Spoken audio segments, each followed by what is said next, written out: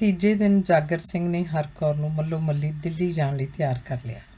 ਉਹ ਡੌਰ ਭੌਰਿਆਂ ਵਾਂਗ ਝਾਕ ਰਹੀ ਸੀ। ਉਹਦਾ ਦਿਮਾਗ ਟਿਕਾਣੇ ਨਹੀਂ ਲੱਗਦਾ ਸੀ। ਉਹ ਓਪਰਿਆਂ ਵਾਂਗ ਝਾਕ ਰਹੀ ਸੀ। ਹਰਦੇਵ ਦੇ ਭਰਾ ਸੁਖਦੇਵ ਨੇ ਇੱਕ ਕੁਆਲਿਸ ਕਿਰਾਏ 'ਤੇ ਲਈ। ਜਾਗਰ ਸਿੰਘ ਸੋਚਦਾ ਸੀ ਕਿ ਅਗਰ ਸਾਡਾ ਪਰਿਵਾਰ ਦੀਪ ਨੂੰ ਏਅਰਪੋਰਟ 'ਤੇ ਚੜ੍ਹਾਉਣ ਨਾ ਪੁੱਜਿਆ ਤਾਂ ਹਰਦੇਵ ਕੀ ਸੋਚੇਗਾ। ਉਹਨੇ ਦੀਪ ਵਿੱਚ ਨਹੀਂ, ਸਾਡੇ 'ਚ ਗਲਤੀ ਕੱਢਣੀ ਸੀ। ਤੀਵੀਂ ਦਾ ਸਰੂਰ ਬੰਦੇ ਨੂੰ ਸੁੱਖੇ ਨਾਲੋਂ ਵੱਧ ਚੜ੍ਹਦਾ। ਨਾਲੇ ਹੁਣ ਕੀ ਪਤਾ ਦੀਪ ਕਦੋਂ ਮੁੜੇ। ਪਰਦੇਸ ਗਿਆ ਨੂੰ ਜੁਗੜੇ ਬੀਤ ਜਾਂਦੇ ਨੇ।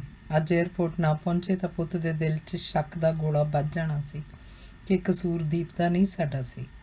ਪੁੱਤ ਨੂੰ ਆਪਣੇ ਨਾਲੋਂ ਟੁੱਟਦਾ ਉਹ ਕਦਾਚਿਤ ਵੀ ਜਰ ਨਹੀਂ ਸਕਦਾ ਸੀ।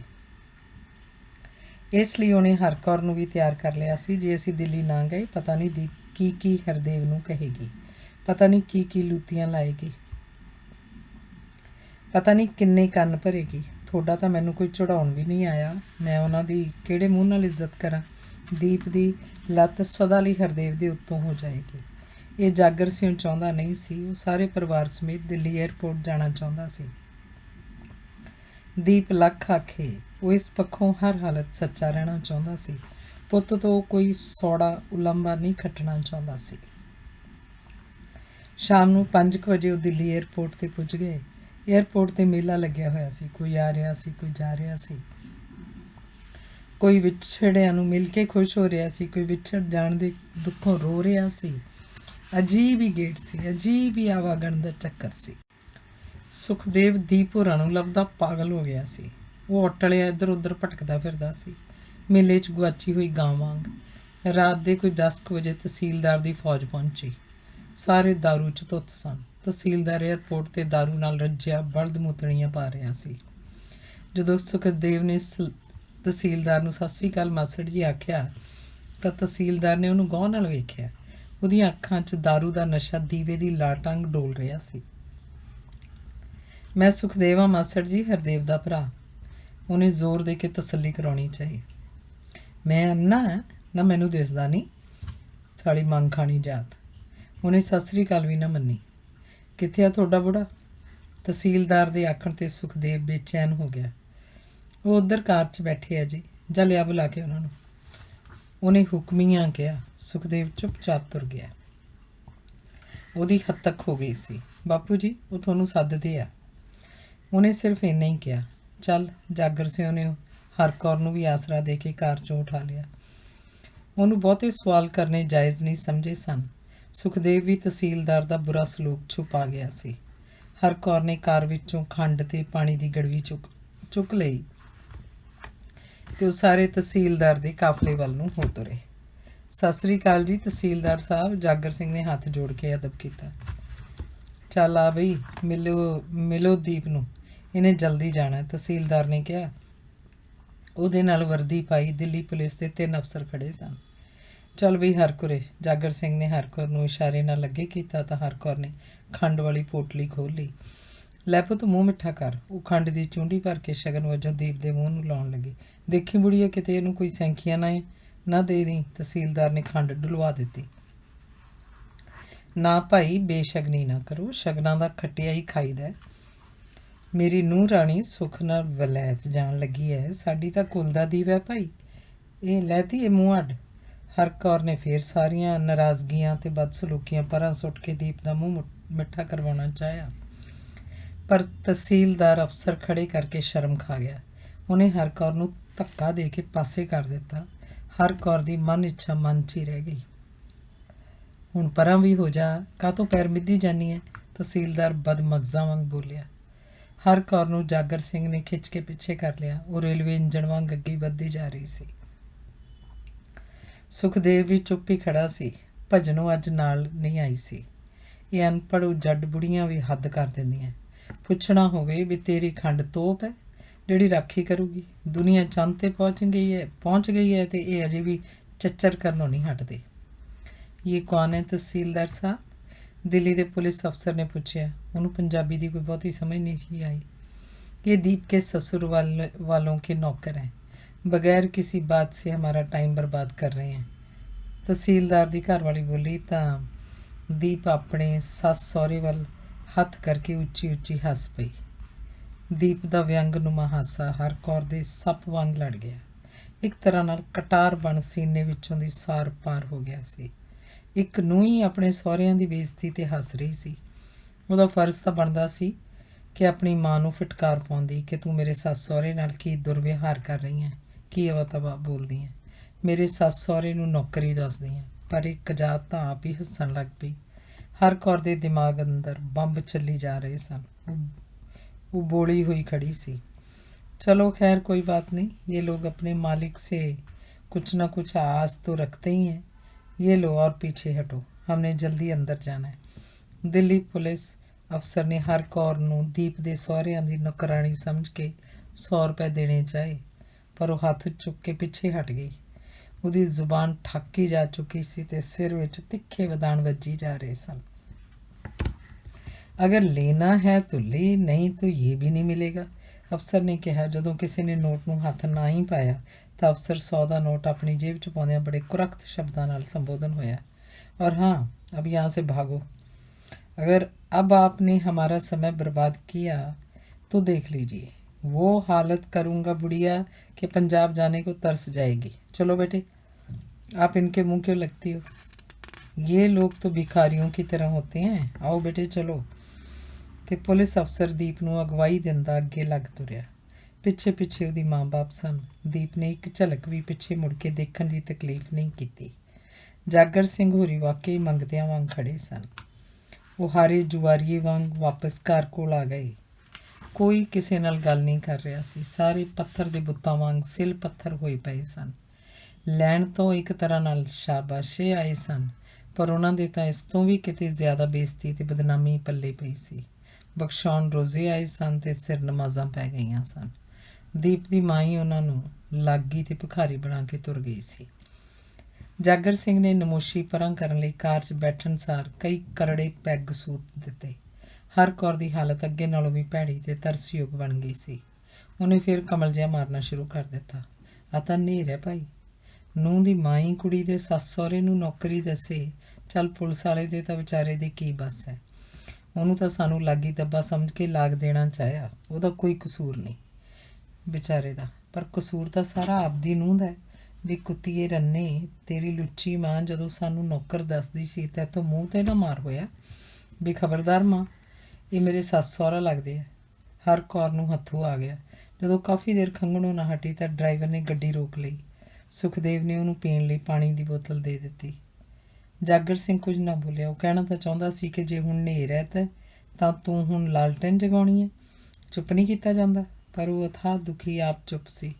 ਉਹ ਸੱਪ ਵਾਂਗ ਗੁੰਝਲੀ ਜਿਹੀ ਮਾਰੀ ਗੱਡੀ 'ਚ ਪਿਆ ਸੀ। ਪਾਣੀ ਪੀਣ ਤੋਂ ਬਾਅਦ ਹਰ ਕੌਰ ਨੂੰ ਹੱਥੋਂ ਆਉਣੋਂ ਬੰਦ ਹੋ ਗਏ। ਉਹਨੇ ਸਾਹ ਜਿਹਾ ਲੈ ਕੇ ਫਿਰ ਬਰੜਾਹਟ ਕਰਨਾ ਸ਼ੁਰੂ ਕਰ ਦਿੱਤਾ। ਕਿੱਡੀ ਮਾੜੇ ਖਲਣੇ ਦੀ ਹੈ ਵੀ ਸਹੁਰੀਏ, ਆਪਦੇ ਸੱਸ ਸਹੁਰੇ ਦੀ ਤੂੰ ਇੱਜ਼ਤ ਨਹੀਂ ਕਰਨੀ ਨਾ ਕਰ, ਪਰ ਆਪਦੀ ਕੁੱਤੀ ਮਾਂ ਦੇ ਤਾਂ ਲਗਾਮ ਪਾ। ਉਹ ਤਾਂ ਸਾਨੂੰ ਲਾਗੀ ਦੱਬਾ ਹੀ ਦੱਸੀ ਜਾਂਦੀ ਹੈ ਤੁਹਾਡੀ ਬੇੜੀ ਬਹਿ ਜੇ, ਤੁਹਾਡੀ ਸਾਰਾ ਆਵਾ ਹੀ ਉੱਤਿਆ ਪਿਆ। ਕੋਈ ਤਾਂ ਸਿੱਧੇ ਮੂੰਹ ਬੋਲੇ। ਪਿਓ ਕੰਜਰ ਤਾਂ ਮੂੰਹ ਪੱਟ, ਮਾਂ ਲੁੱਚੀ ਤੇ ਆਪ। ਚੱਲ ਬਸ ਵੀ ਕਰ ਹੁਣ ਕੰਜਰ ਦੀ। ਇਹ ਲੱਗ ਪਈ ਫਿਰ ਕੁੱਤੇ ਵਾਂਗੂ ਭੌਂਕਣ। ਮੈਨੂੰ ਹੋਰ ਡਰ ਹੈ ਵੀ ਕਿਤੇ ਹੁਣ ਤੇਰੇ ਨਾਲ ਸੰਗਲ ਲਾਉਣਾ ਪਵੇ। ਜਾਗਰ ਸਿੰਘ ਹਰ ਕੌਰ ਦੀ ਟੈਂ ਟੈਂ ਤੇ ਦੁਖੀ ਹੋ ਗਿਆ ਸੀ। ਦੁੱਖ ਉਹਨੂੰ ਵੀ ਸੀ, ਪਰ ਬੰਦਿਆਂ ਦਾ ਮਾਜਨਾ ਕਰੜਾ ਹੁੰਦਾ। ਉਹ ਮੁਰਕੜੀ ਜੀ ਮਾਰੀ ਪਿਆ ਰਿਹਾ। ਕੀ ਹੁਣ ਕੋਈ ਜੂਨ ਹੈ ਆਪਣੀ? ਉਹ ਹੋਰ ਦੁਖੀ ਹੋ ਕੇ ਬੋਲੀ। ਫਿਰ ਖੂਹ 'ਚ ਛਾਲ ਮਾਰ। ਭੈਣ ਦਾ ਟਣਾ ਯਾਵੀ ਕਮਲਿਆਂ ਵਾਂਗੂ ਬੋਲਣਾ ਹੀ ਨਹੀਂ ਹਟਦੀ।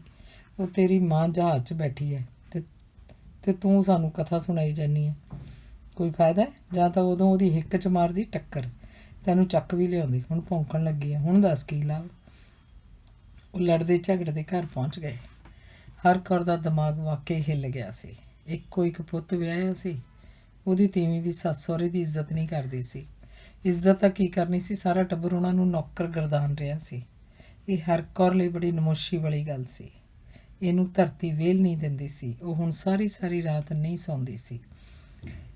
ਜੇ ਕਦੇ ਸੌਂ ਵੀ ਜਾਂਦੀ ਤਾਂ ਸੁੱਤੀ ਪਈ ਵੀ ਬਰੜਾਟ ਕਰਨੋਂ ਨਹੀਂ ਹਟਦੀ ਸੀ। ਸਾਰੇ ਪਰਿਵਾਰ ਨੂੰ ਹੁਣ ਡਰ ਜਿਹਾ ਪੈ ਗਿਆ ਸੀ ਕਿ ਬੇਬੇ ਦੀ ਹਾਲਤ ਇਉਂ ਹੀ ਰਹੀ ਤਾਂ ਉਹਦੇ ਦਿਮਾਗ 'ਚ ਫਰਕ ਪੈ ਜਾਏਗਾ। ਬੇਬੇ ਕੋਲ ਸਿਰਫ ਇੱਕ ਹੀ ਦੁਖੜਾ ਹੁੰਦਾ, ਨੂੰਹ ਵਾਲਾ। ਜਾਗਰ ਸਿੰਘ ਦੀ ਹਾਲਤ ਵੀ ਬੁਰੀ ਸੀ। ਉਹ ਏਅਰਪੋਰਟ 'ਤੇ ਹੋਈ ਬੇਇੱਜ਼ਤੀ ਕਰਕੇ ਹੁਣ ਚੁੱਪ ਗੁੜਪ ਜਿਹਾ ਹੀ ਰਹਿਣ ਲੱਗ ਪਿਆ ਸੀ। ਏਅਰਪੋਰਟ ਵਾਲਾ ਜ਼ਖਮ ਅੰਦਰੇ ਅੰਦਰ ਨਸੂਰ ਬਣਦਾ ਜਾ ਰਿਹਾ ਸੀ। ਉਹ ਹੁਣ ਦਿਨੇ ਵੀ ਦਾਰੂ ਦੀ ਗਲਾਸੀ ਅੰਦਰ ਸੁੱਟੀ ਰੱਖਦਾ, ਪਰ ਕਿਸੇ ਨਾਲ ਦਿਲ ਦਾ ਦੁੱਖ ਸਾਂਝਾ ਨਾ ਕਰਦਾ। ਉਹਦਾ ਦੁੱਖ ਹੁਣ ਦਿਨੋਂ ਦਿਨ ਖਰੂਦੀ ਰੂਪ ਧਾਰਨ ਕਰਦਾ ਜਾ ਰਿਹਾ ਸੀ। ਉਹਦੀ ਭਿਆਨਕ ਚੁੱਪ ਹੀ ਉਹਦੀ ਜਾਨ ਦਾ ਖੌਅ ਬਣੀ ਹੋਈ ਸੀ। ਹੋਰ ਤਾਂ ਹੋਰ ਹੁਣ ਤਾਂ ਉਹ ਬੋਲ ਕਬੋਲ ਕਰਦੀ, ਹਰ ਕੌਰ ਨੂੰ ਵੀ ਕੁਝ ਨਾ ਆਖਦਾ, ਸਾਊ ਜਿਹਾ ਬਣ ਕੇ ਤੱਕਦਾ ਰਹਿੰਦਾ।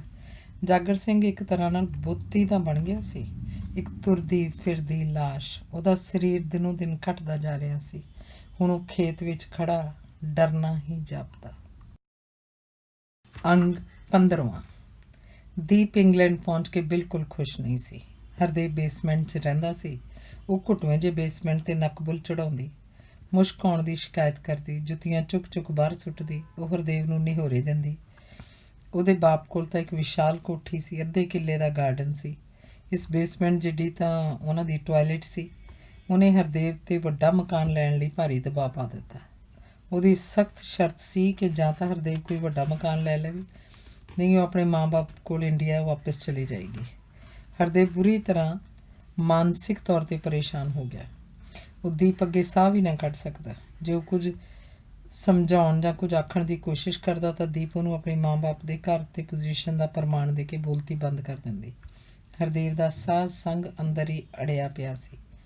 ਉਹਨੇ ਮਕਾਨ ਲੈਣ ਵਾਲਾ ਕੌੜਾ ਘੁੱਟ ਭਰਨਾ ਹੀ ਬਿਹਤਰ ਸਮਝਿਆ। ਜੇ ਘਰੇ ਹੀ ਸ਼ਾਂਤੀ ਨਹੀਂ ਸੀ ਤਾਂ ਕਿੱਥੇ ਚੁੱਕ ਕੇ ਲੈ ਜਾਣਾ ਸੀ ਪੈਸਾ।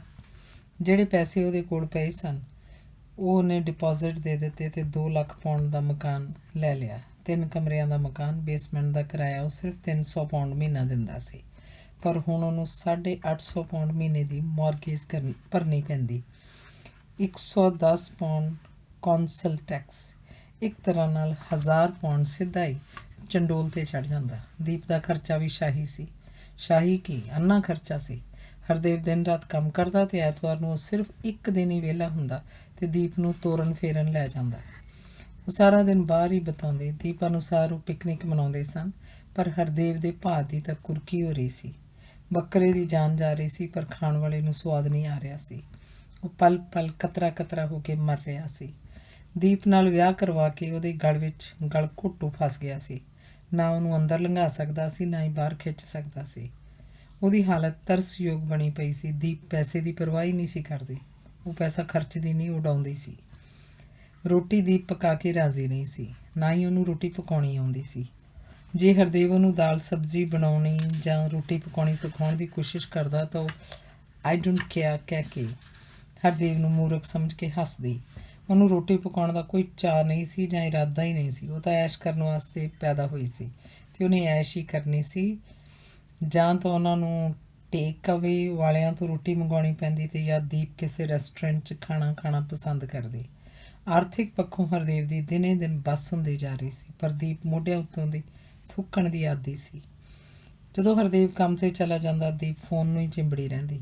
ਕਿਸ ਨਾਲ ਗੱਲਾਂ ਕਰਦੀ ਸੀ ਇਹਦਾ ਹਰਦੇਵ ਨੂੰ ਕੋਈ ਪਤਾ ਨਹੀਂ ਸੀ। ਹਰਦੇਵ ਹੀ ਹੂਵਰ ਕਰਦਾ, ਹਰਦੇਵ ਹੀ ਘਰ ਦੀ ਸਫਾਈ ਕਰਦਾ, ਹਰਦੇਵ ਹੀ ਭਾਂਡੇ ਧੋਂਦਾ, ਹਰਦੇਵ ਹੀ ਰਬਿਸ਼ ਬਾਹਰ ਰੱਖਦਾ, ਹਰਦੇਵ ਹੀ ਖਰੀਦਾ ਫਰੋਖਤੀ ਕਰਕੇ ਲਿਆਉਂਦਾ। ਹੁਣ ਕੰਮ ਵੀ ਹਰਦੇਵ ਨੂੰ ਦੇਹ ਤੋੜ ਕੇ ਕਰਨਾ ਪੈਂਦਾ ਸੀ। ਉਹਨੂੰ ਸਾਰੇ ਖਰਚੇ ਹੀ ਢੱਕਣੇ ਪੈਂਦੇ। ਕੋਈ ਬਾਹਰਲੀ ਜੌਬ ਤਾਂ ਉਹਨੇ ਕੀ ਸੁਆਹ ਕਰਨੀ ਸੀ। ਉਹ ਤਾਂ ਘਰ ਦੇ ਭਾਂਡੇ ਧੋ ਕੇ ਰਾਜੀ ਨਹੀਂ ਸੀ, ਹੱਥ ਲਾ ਕੇ ਰਾਜੀ ਨਹੀਂ ਸੀ। ਹਰਦੇਵ ਦੇ ਨੱਕ 'ਚ ਦਮ ਆਇਆ ਪਿਆ ਸੀ। ਉਹ ਸਾਰੇ ਰਸਤੇ ਬੰਦ ਹੋ ਚੁੱਕੇ ਸਨ। ਕਿਸੇ ਪਾਸੇ ਭੱਜਣ ਨੂੰ ਰਸਤਾ ਨਹੀਂ ਲੱਭਦਾ ਸੀ। ਇੱਕ ਦਿਨ ਜਦ ਹਰਦੇਵ ਰਾਤ ਨੂੰ 9 ਵਜੇ ਕੰਮ ਤੋਂ ਆਇਆ ਤਾਂ ਕਾਫੀ ਡਾਕ ਆਈ ਪਈ ਸੀ। ਠੰਡ ਦੇ ਦਿਨ ਸਨ। ਥੱਕ ਕੇ ਚੂਰ ਹੋਏ ਹਰਦੇਵ ਨੇ ਬੋਤਲ ਖੋਲ੍ਹ ਕੇ ਡਾਕ ਪੜ੍ਹਨੀ ਸ਼ੁਰੂ ਕਰ ਦਿੱਤੀ। ਜਦ ਉਹਨੇ ਟੈਲੀਫੋਨ ਦਾ ਬਿੱਲ ਦੇਖਿਆ ਤਾਂ ਉਹਦੇ ਹੋਸ਼ ਉੱਡ ਗਏ। ਸਿਰ ਨੂੰ ਘੁਮੇਰ ਚੜ੍ਹੀ, ਸਰੀਰ ਵਿੱਚ ਝਰਨਾਟ ਛਿੜ ਗਈ। ਟੈਲੀਫੋਨ ਦਾ ਬਿੱਲ 1100 ਪਾਉਂਡ ਦਾ ਆਇਆ ਪਿਆ ਸੀ। ਉਹਦਾ ਪੀਤਾ ਪੈਗ ਵੀ ਗੇੜਾ ਦੇ ਕੇ ਲੈ ਗਿਆ। ਉਹਨੇ ਬਿੱਲ ਦੇ ਅਗਲੇ ਪੰਨੇ ਤੋਂ ਟੈਲੀਫੋਨ ਕੀਤੇ ਹੋਏ ਨੰਬਰਾਂ ਦੀ ਸੂਚੀ ਪੜ੍ਹੀ। ਤਕਰੀਬਨ ਇੱਕੋ ਹੀ ਨੰਬਰ 'ਤੇ ਹਰ ਰੋਜ਼ 10-10, 15-15 ਵਾਰ ਫੋਨ ਕੀਤਾ ਹੋਇਆ ਸੀ। ਉਹ ਗੁੱਸੇ ਹੋਣ ਦੀ ਬਜਾਏ ਹੈਰਾਨ ਰਹਿ ਗਿਆ। ਮੈਂ ਘਰਦਿਆਂ ਨੂੰ ਕਦੇ 10 ਦਿਨਾਂ 'ਚ ਇੱਕ ਵਾਰ ਫੋਨ ਨਹੀਂ ਕੀਤਾ, ਪਰ ਇਹ ਤਾਂ ਇੱਕ ਦਿਨ 'ਚ 10 ਵਾਰ ਇੱਕੋ ਨੰਬਰ 'ਤੇ ਫੋਨ ਘੁਮਾਈ ਜਾਂਦੀ ਹੈ। ਉਹਨੇ ਦੂਜਾ ਪੈਗ ਪਾ ਕੇ ਦੀਪ ਨੂੰ ਥੱਲੇ ਬੁਲਾ ਲਿਆ। ਉੱਪਰ ਸਲੀਪਿੰਗ ਰੂਮ 'ਚ ਬੜੇ ਆਰਾਮ ਨਾਲ TV ਦੇਖ ਰਹੀ ਸੀ। ਦੀਪ, ਇੰਨਾ ਫੋਨ ਤੂੰ ਕੀਤਾ? ਹੋਰ ਘਰੇ ਹੈ ਵੀ ਕੌਣ? ਮੈਂ ਹੀ ਕੀਤਾ ਹੋਣਾ। ਉਹਨੇ ਬੜੀ ਆਕੜ ਤੇ ਵਿਅੰਗ ਨਾਲ ਉੱਤਰ ਦਿੱਤਾ, ਦੀਪ ਤੈਨੂੰ ਪਤਾ ਹੈ ਵੀ ਇੱਥੇ ਫ਼ੋਨ ਕਿੰਨਾ ਮਹਿੰਗਾ ਹੈ, ਅਤੇ ਹੋਰ ਮੈਂ ਘਰੇ ਬੈਠ ਕੇ ਕੀ ਕਰਾਂ। ਉਹਨੇ ਠੁਣਾ ਹਰਦੇਵ ਸਿੰਘ ਸਿਰ ਭੰਨਿਆ। ਹਰਦੇਵ ਨਿਰੁੱਤਰ ਹੋ ਗਿਆ।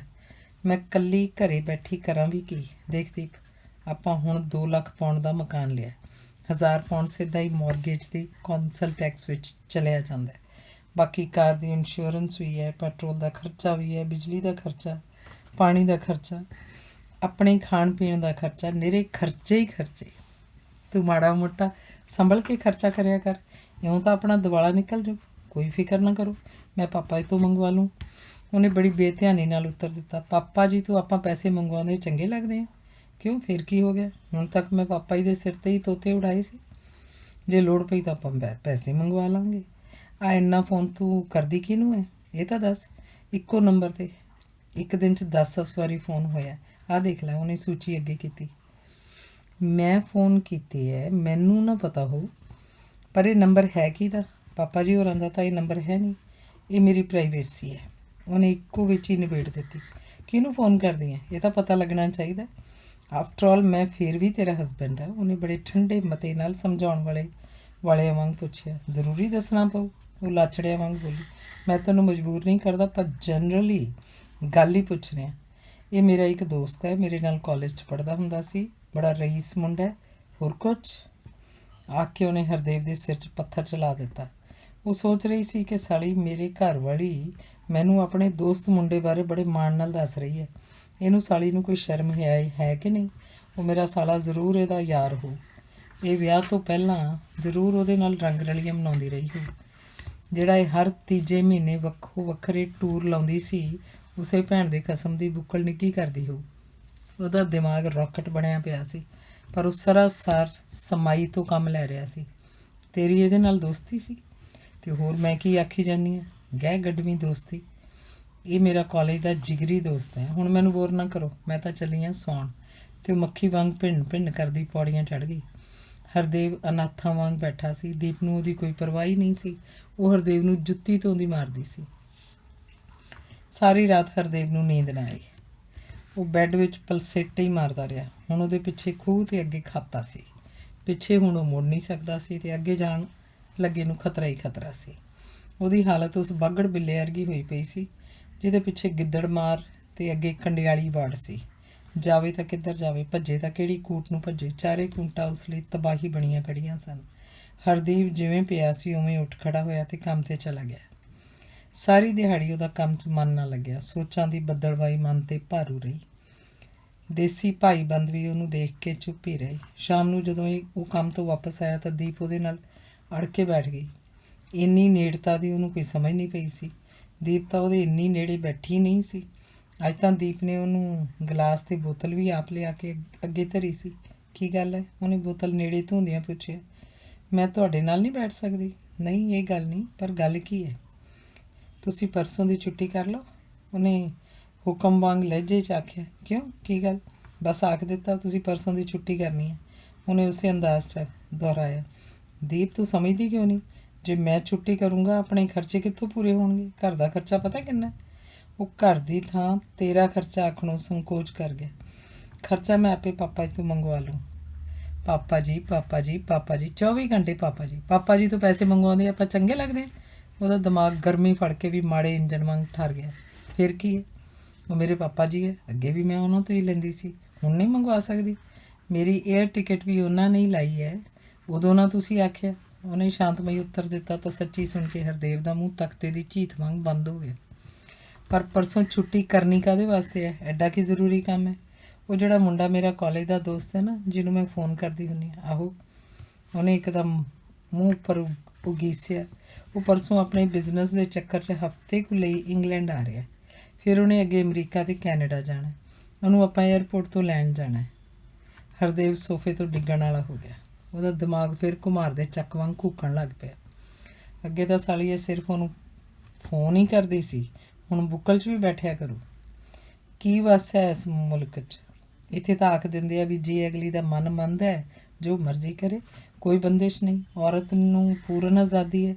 ਆਖਣਾ ਹੋਵੇ ਵੀ ਭੈਣ ਦੇ ਉਹ ਖਸਮੋ, ਜੇ ਤੀਵੀਂ ਆਪਣੇ ਘਰ ਵਾਲੇ ਨੂੰ ਛੱਡ ਕੇ ਦੂਜੇ ਨਾਲ ਮਸਤੀ ਮਾਰਦੀ ਹੈ ਤਾਂ ਤੀਵੀਆਂ ਵਾਸਤੇ ਵੀ ਕੋਈ ਕਾਨੂੰਨ ਤਿਆਰ ਕਰੋ।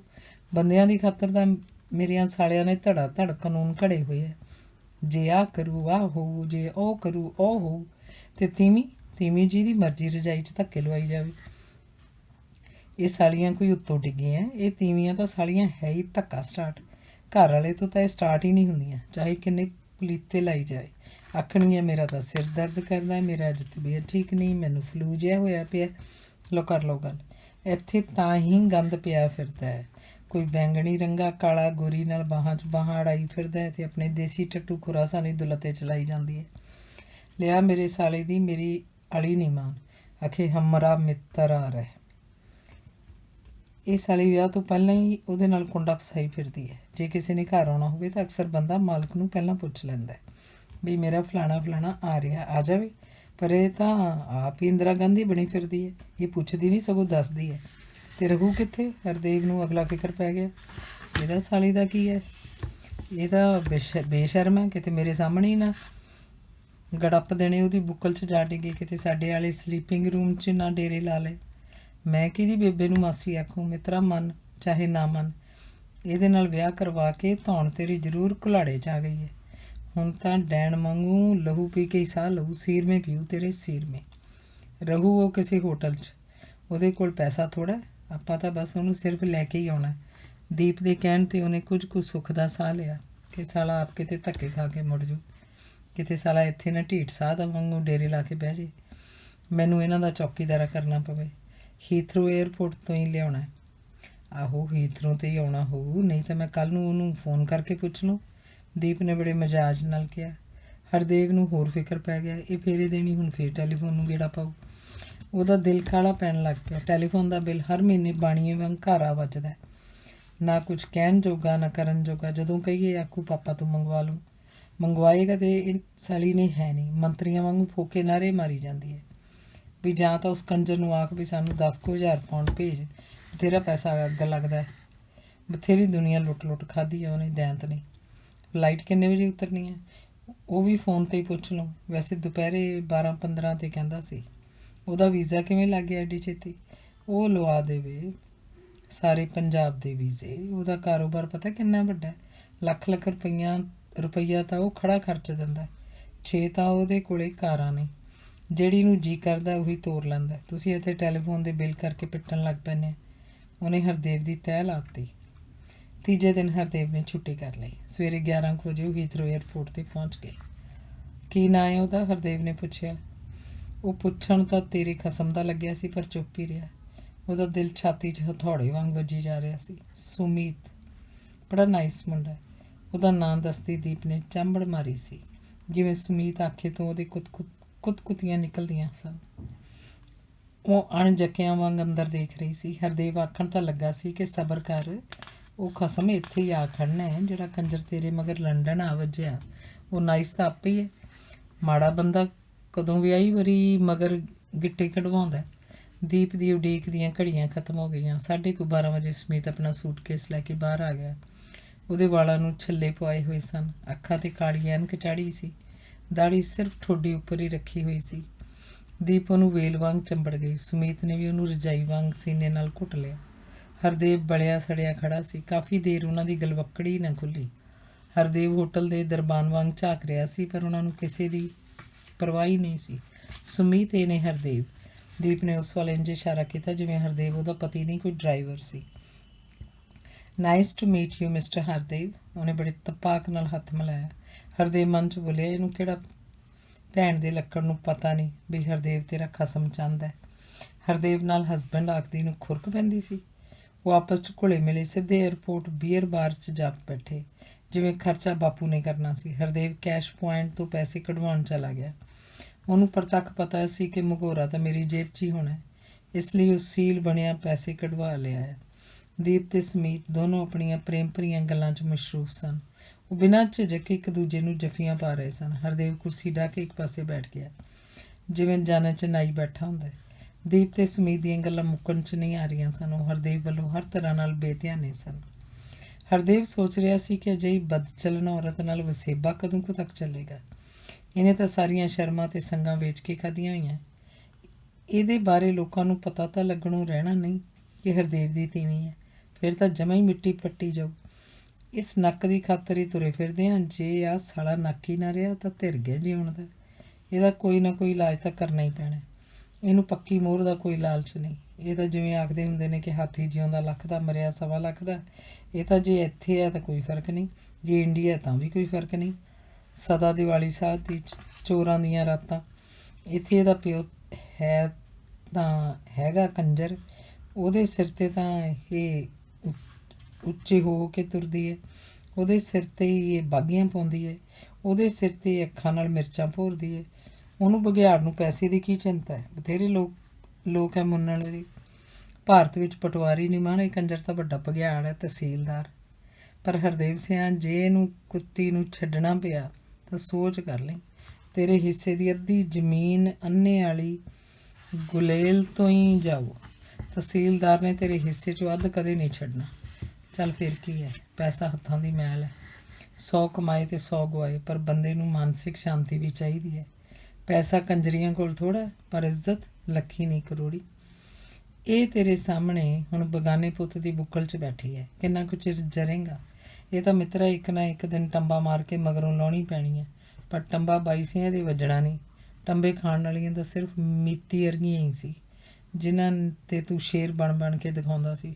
ਹੁਣ ਇਹਦੇ ਮੂਹਰੇ ਬੋਲ ਕਾ ਪਤੰਦਰਨੀ ਦੇ, ਤੈਨੂੰ ਕੱਚੇ ਨੂੰ ਨਾ ਖਾ ਜਾਏ।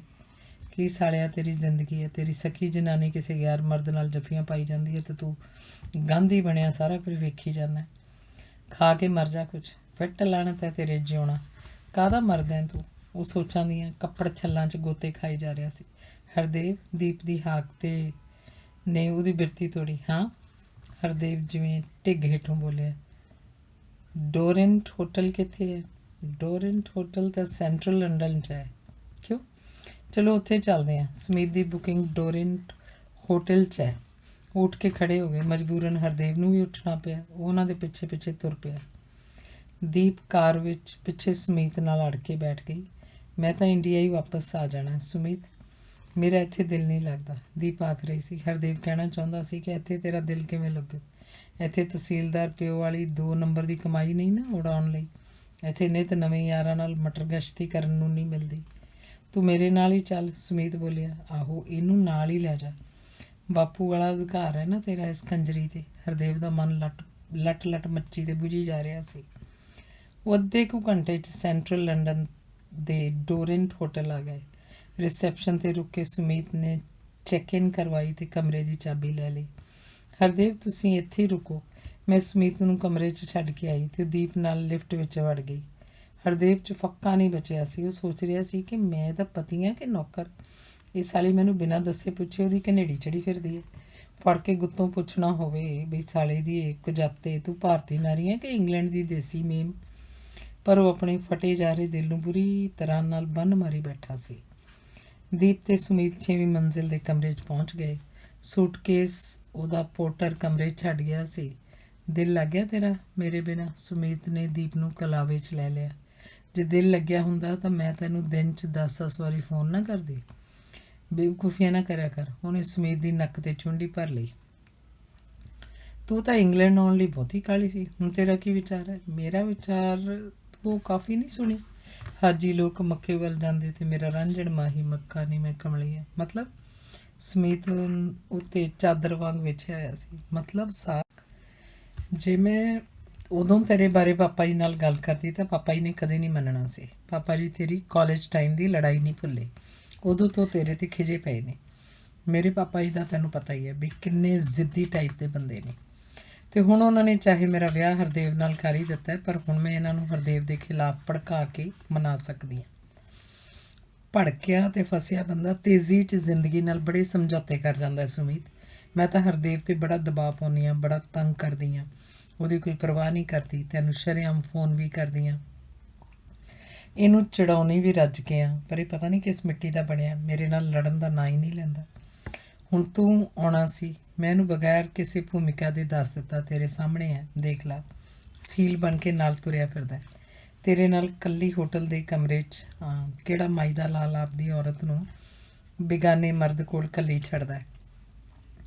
ਹੁਣ ਮੈਂ ਇਹਦੇ ਨਾਲ ਕੋਈ ਨਾ ਕੋਈ ਲੜਨ ਦਾ ਬਹਾਨਾ ਬਣਾ ਹੀ ਲੈਣਾ ਹੈ ਤੇ ਇਹ ਤੋਂ ਤਲਾਕ ਲੈ ਕੇ ਆਪਾਂ ਵਿਆਹ ਕਰਵਾ ਲਾਂਗੇ ਤੇ ਫਿਰ ਵਿਆਹ ਕਰਵਾਉਣ ਤੋਂ ਬਾਅਦ ਕਿਸੇ ਨੂੰ ਦੱਸਾਂਗੇ। ਸੁਮੀਤ ਚੁੱਪ ਕਰ ਗਿਆ। ਪਤਾ ਨਹੀਂ ਉਹ ਦੀਪ ਦੀ ਇਸ ਕਰਤੂਤ 'ਤੇ ਖੁਸ਼ ਸੀ ਜਾਂ ਦੁਖੀ। ਉਹਦੇ ਚਿਹਰੇ ਦੇ ਹਾਵ ਭਾਵ ਖਾਮੋਸ਼ ਸਨ। ਪਰ ਹੁਣ ਤਾਂ ਹਰਦੇਵ ਨੇ।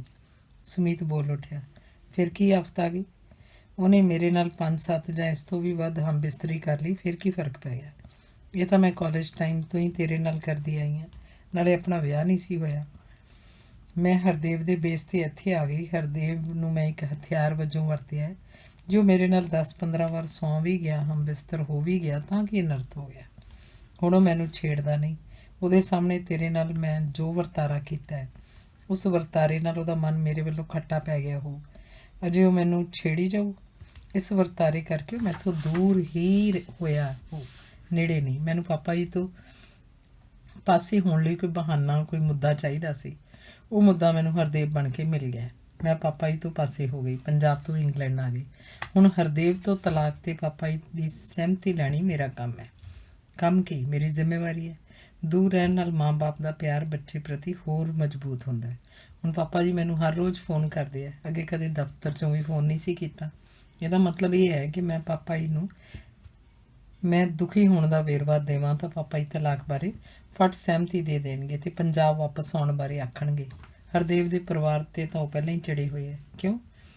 ਕਿਉਂਕਿ ਹਰਦੇਵ ਦੇ ਪਰਿਵਾਰ ਦੇ ਕਿਸੇ ਵੀ ਜੀਅ ਨੇ ਇਹਦੇ ਪਹਿਲੇ ਵਿਆਹ ਬਾਰੇ ਵੇਰਵਾ ਨਹੀਂ ਪਾਇਆ ਸੀ ਤੇ ਜਦੋਂ ਪਾਪਾ ਜੀ ਨੂੰ ਪਤਾ ਲੱਗਿਆ ਉਦੋਂ ਬਹੁਤ ਦੇਰ ਹੋ ਚੁੱਕੀ ਸੀ। ਮੈਂ ਤਾਂ ਆਨੰਦਾਂ 'ਤੇ ਬੈਠੀ ਸੀ। ਪਾਪਾ ਜੀ ਇਹਨਾਂ ਦੇ ਪਰਿਵਾਰ 'ਤੇ ਉਦੋਂ ਹੀ ਖਿਜੇ ਹੋਏ ਨੇ। ਹਰਦੇਵ ਤੋਂ ਤਲਾਕ ਲੈਣ ਤੋਂ ਬਾਅਦ ਫਿਰ ਮੇਰੇ ਸਾਹਮਣੇ ਸਿਰਫ ਇੱਕੋ ਹੀ ਵਿਸ਼ਾ ਹੈ, ਉਹ ਹੈ ਸੁਮੀਤ। ਸੁਮੀਤ ਚੁੱਪ ਹੀ ਰਿਹਾ। ਉਹ ਦੀਪ ਦੀ ਕਾਤਲ ਸੋਚ ਦਾ ਕਾਇਲ ਹੋਇਆ ਬੈਠਾ ਸੀ। ਪਰ ਉਹ ਸੋਚ ਰਿਹਾ ਸੀ ਕਿ ਤੂੰ ਮੇਰੇ ਨਾਲ ਇੱਕ ਵਾਰੀ ਵਿਆਹ ਤਾਂ ਕਰਵਾ, ਸਾਰੇ ਧੋਣੇ ਧੋਤੇ ਜਾਣਗੇ। ਮੈਂ ਵੀ ਕੈਬਨਿਟ ਮੰਤਰੀ ਦਾ ਸਾਹਿਬਜ਼ਾਦਾ, ਤੈਨੂੰ ਲੀਹ ਪਾ ਦਿਆਂਗਾ। ਆਪਾਂ ਨੂੰ ਤਾਂ ਤੇਰੇ ਸਰੀਰ ਤੇ ਤੇਰੀ ਜ਼ਮੀਨ ਜਾਇਦਾਦ ਨਾਲ ਸਰੋਕਾਰ ਹੈ, ਜਿਹੜੀ ਤੇਰੇ ਤਹਿਸੀਲਦਾਰ ਪਿਓ ਨੇ ਲੋਕਾਂ ਦਾ ਖੂਨ ਚੂਸ ਕੇ ਇਕੱਠੀ ਕੀਤੀ ਹੈ। ਇੱਕ ਵਾਰ ਵਿਆਹ ਹੋਇਆ, ਤਹਿਸੀਲਦਾਰ ਅਰਗਿਆਂ ਦੀਆਂ ਗੁੱਡੀਆਂ ਘੁਕਾ ਦਿਆਂਗੇ। ਤਹਿਸੀਲਦਾਰ ਦਾ ਤਾਂ ਇਹ ਨਹੀਂ ਪਤਾ ਲੱਗਣਾ ਕਿ ਕਦੋਂ ਮਰ ਗਿਆ ਤੇ ਕਿਵੇਂ ਮਰ ਗਿਆ। ਤੂੰ ਇੱਕ ਵਾਰੀ ਹਰਦੇਵ ਤੋਂ ਤਲਾਕ ਲੈ ਕੇ ਮੇਰੇ ਨਾਲ ਸ਼ਾਦੀ ਕਰਤਾ ਸਹੀ। ਜੇ ਬੌਂਦਲ ਨਾ ਗਈ ਤਾਂ ਆਖੀ।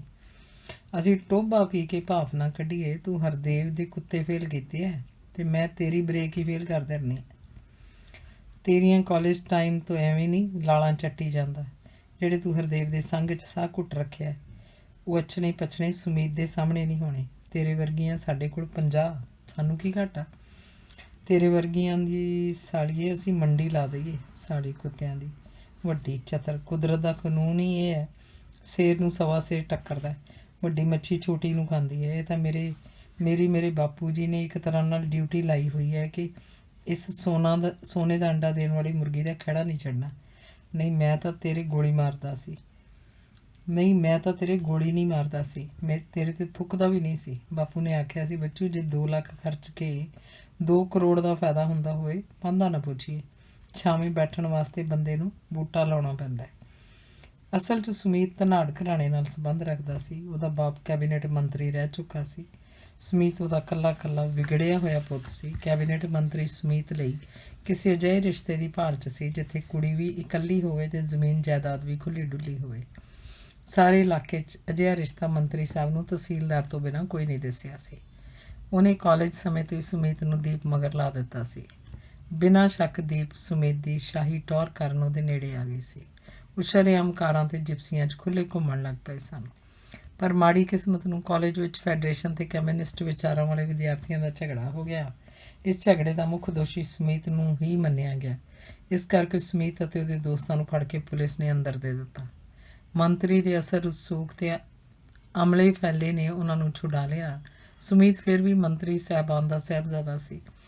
ਪਰ ਅਖਬਾਰਾਂ ਨੇ ਇਸ ਗੱਲ ਨੂੰ ਰੱਜ ਕੇ ਉਛਾਲਿਆ ਸੀ। ਸਾਰੇ ਇਲਾਕੇ 'ਚ ਖਬਰ ਧੂਏ ਵਾਂਗ ਫੈਲ ਗਈ ਸੀ ਤੇ ਖੂਬ ਥੂ ਬੂ ਹੋਈ ਸੀ। ਸਮਾਂ ਪਾ ਕੇ ਜਦੋਂ ਕਿਸੇ ਵਿਚੋਲੇ ਨੇ ਤਹਿਸੀਲਦਾਰ ਨੂੰ ਮੰਤਰੀ ਦੇ ਮੁੰਡੇ ਸੁਮੀਤ ਦੇ ਰਿਸ਼ਤੇ ਬਾਰੇ ਦੱਸ ਪਾਈ ਤਾਂ ਤਹਿਸੀਲਦਾਰ ਤੋਕੜ ਮੱਝ ਵਾਂਗ ਲੱਤ ਚੁੱਕ ਗਿਆ ਸੀ। ਤਹਿਸੀਲਦਾਰ ਦੇ ਮਨ ਵਿੱਚ ਸੀ ਕਿ ਅਜਿਹੇ ਗੁੰਡੇ ਮੁੰਡੇ ਨਾਲ ਰਿਸ਼ਤਾ ਜੋੜ ਕੇ ਮੈਂ ਕੱਲ੍ਹ ਨੂੰ ਤੰਗ ਹੀ ਹੋਵਾਂ। ਜੇ ਉਹਨੇ ਕਦੇ ਮੇਰੀ ਧੀ ਨੂੰ ਕੁਛ ਆਖ ਦਿੱਤਾ ਤਾਂ ਮੇਰਾ ਮਰਨ ਹੋ ਜਾਏਗਾ। ਉਹ ਦੀਪ ਲਈ ਕੋਈ ਆਪਣੇ ਤੋਂ ਛੋਟਾ ਘਰ ਲੱਭ ਰਿਹਾ ਸੀ ਜਿੱਥੇ ਭੱਲ ਜੀ ਬਣੀ ਰਹੇ। ਭੱਲ ਕਰਦੇ ਕਰਦੇ ਤਹਿਸੀਲਦਾਰ ਨੂੰ ਅਚਾਨਕ ਹਰਦੇਵ ਹੋਣਾ ਦਾ ਰਿਸ਼ਤਾ ਮਿਲ ਗਿਆ। ਪਰ ਦੀਪ ਦੀ ਸੁਮੀਤ ਨਾਲ ਉਨੀ ਨੇੜਤਾ ਬਰਕਰਾਰ ਰਹੀ ਸੀ ਜਿੰਨੀ ਪਹਿਲਾਂ ਸੀ। ਉਧਰ ਮੰਤਰੀ ਨੇ ਅਜੇ ਵੀ ਦੀਪ ਦੀ ਆਸ ਨਹੀਂ ਛੱਡੀ ਸੀ। ਉਹਨੇ ਸੁਮੀਤ ਦੀ ਪੂਛ ਨੂੰ ਵੱਟ ਚਾੜੀ ਰੱਖਿਆ। ਜਦੋਂ ਸੁਮੀਤ ਨੇ ਦੀਪ ਦੇ ਵਿਆਹੀ ਜਾਣ ਤੇ ਇੰਗਲੈਂਡ ਜਾਣ ਬਾਰੇ ਜਤਾਇਆ ਤਾਂ ਮੰਤਰੀ ਪਿੱਟ ਉੱਠਿਆ ਸੀ। ਵਿਆਹ ਹੋ ਗਿਆ ਤਾਂ ਕੀ ਲੋੜਾ ਆ ਗਿਆ? ਸਾਲਿਆ, ਕੁੜੀ ਕੋਲ ਕਿੰਨੀ ਜ਼ਮੀਨ ਜਾਇਦਾਦ ਹੈ, ਸੋਹਣੀ ਸੁਨੱਖੀ ਹੈ, ਵਿਆਹ ਤੋਂ ਬਾਅਦ ਸਾਰੀ ਜ਼ਮੀਨ ਜਾਇਦਾਦ ਦਾ ਤੂੰ ਹੀ ਮਾਲਕ ਹੋਏਗਾ। ਜੇ ਉਹਨੂੰ ਕਦੇ ਤਲਾਕ ਵੀ ਦੇਣਾ ਪੈ ਗਿਆ ਫਿਰ ਵੀ ਅੱਧ ਦਾ ਮਾਲਕ ਤਾਂ ਬਣੇਗਾ ਹੀ। ਸਿਆਸਤ ਦੇ ਮਗਰ ਲੱਗ ਕੇ ਅੰਬ ਖਾਈਏ ਪੇੜ ਗਿਣਨ ਦੀ ਲਾਲਸਾ ਨਾ ਰੱਖੀ, ਉਹਦੇ ਮਗਰ ਲੱਗਿਆ ਰਹਿ। ਚਾਹੇ ਤੈਨੂੰ ਉਹਦੇ ਪਿੱਛੇ ਇੰਗਲੈਂਡ ਹੀ ਕਿਉਂ ਨਾ ਜਾਣਾ ਪਵੇ। ਉਹ ਤੈਨੂੰ ਸੁੱਖ ਕੇ ਨਹੀਂ ਦਿੱਤੀ ਹੋਈ, ਨਾ ਵਿਚਾਰ ਰਲੇ। ਚੁੱਪ ਕਰਕੇ ਤਲਾਕ ਦੇ ਕੇ ਪਰਾਂ ਮਾਰੀ। ਅੱਧੀ ਜ਼ਮੀਨ ਜਾਇਦਾਦ ਤਾਂ ਲੈ ਕੇ ਡਿੱਗ ਜਾਂਦੇ ਚੋਰ ਦੀ ਤੜਾਗੀ ਸਹੀ। ਸਿਆਣੇ ਆਖਦੇ ਹੁੰਦੇ ਆ ਸੁਮੀਤ ਵੀ ਜੇ ਧਨ ਜਾਂਦਾ ਦਿਸੇ ਅੱਧਾ ਦੀਏ ਲੁਟਾ। ਚੁੱਪਚਾਪ ਉਹਦੇ ਮਗਰ ਲੱਗਿਆ ਰਹੇ। ਇਹ ਮੁਰਗੀ ਤੇ ਜਾਇਦਾਦ ਆਪਾਂ ਨਹੀਂ ਛੱਡਣੀ। ਜੇ ਤੂੰ ਇਹ ਕੁੜੀ ਤੇ ਜ਼ਮੀਨ ਜਾਣ ਦੇ ਦਿੱਤੀ ਤਾਂ ਸਮਝ ਲੈ ਵੀ ਤੂੰ ਮੰਤਰੀ ਪਿਓ ਦਾ ਪੁੱਤ ਨਹੀਂ, ਚਾਹੇ ਤੈਨੂੰ ਆਪਣੇ ਪਿੱਛੇ ਇੰਗਲੈਂਡ ਹੀ ਕਿਉਂ ਨਾ ਜਾਣਾ ਪਵੇ। ਇੰਗਲੈਂਡ ਜਾ ਕੇ ਉਹਦਾ ਅਮਰੀਕਾ ਕੈਨੇਡਾ ਦਾ ਵੀਜ਼ਾ ਲਵਾ ਕੇ ਕਿਤੇ ਅੱਗੇ ਲੈ ਵੜ। ਇੱਕ ਗੱਲ ਯਾਦ ਰੱਖੀ, ਜੇ ਕੰਮ ਲੈਣਾ ਹੋਵੇ ਤਾਂ ਅਗਲੀ ਦੇ ਅੰਦਰ ਵੜ ਜਾਏਗੀ। ਮੈਂ ਆਪਣੀ ਦਸਤੀ ਖਤ ਅੰਬੈਸੀਆਂ ਵਾਸਤੇ ਤੈਨੂੰ ਮੈਂ ਦੇ ਦਿੰਦਾ, ਤੇਰਾ ਤੇ ਉਹਦਾ ਵੀਜ਼ਾ ਲੱਗ ਜਾਏਗਾ। ਇਸ ਗੱਲੋਂ ਚਿੰਤਾ ਨਾ ਕਰ। ਚੁੱਪ ਕਰਕੇ ਉਹਦੇ ਮਗਰ ਇੰਗਲੈਂਡ ਜਾ ਵੱਜ।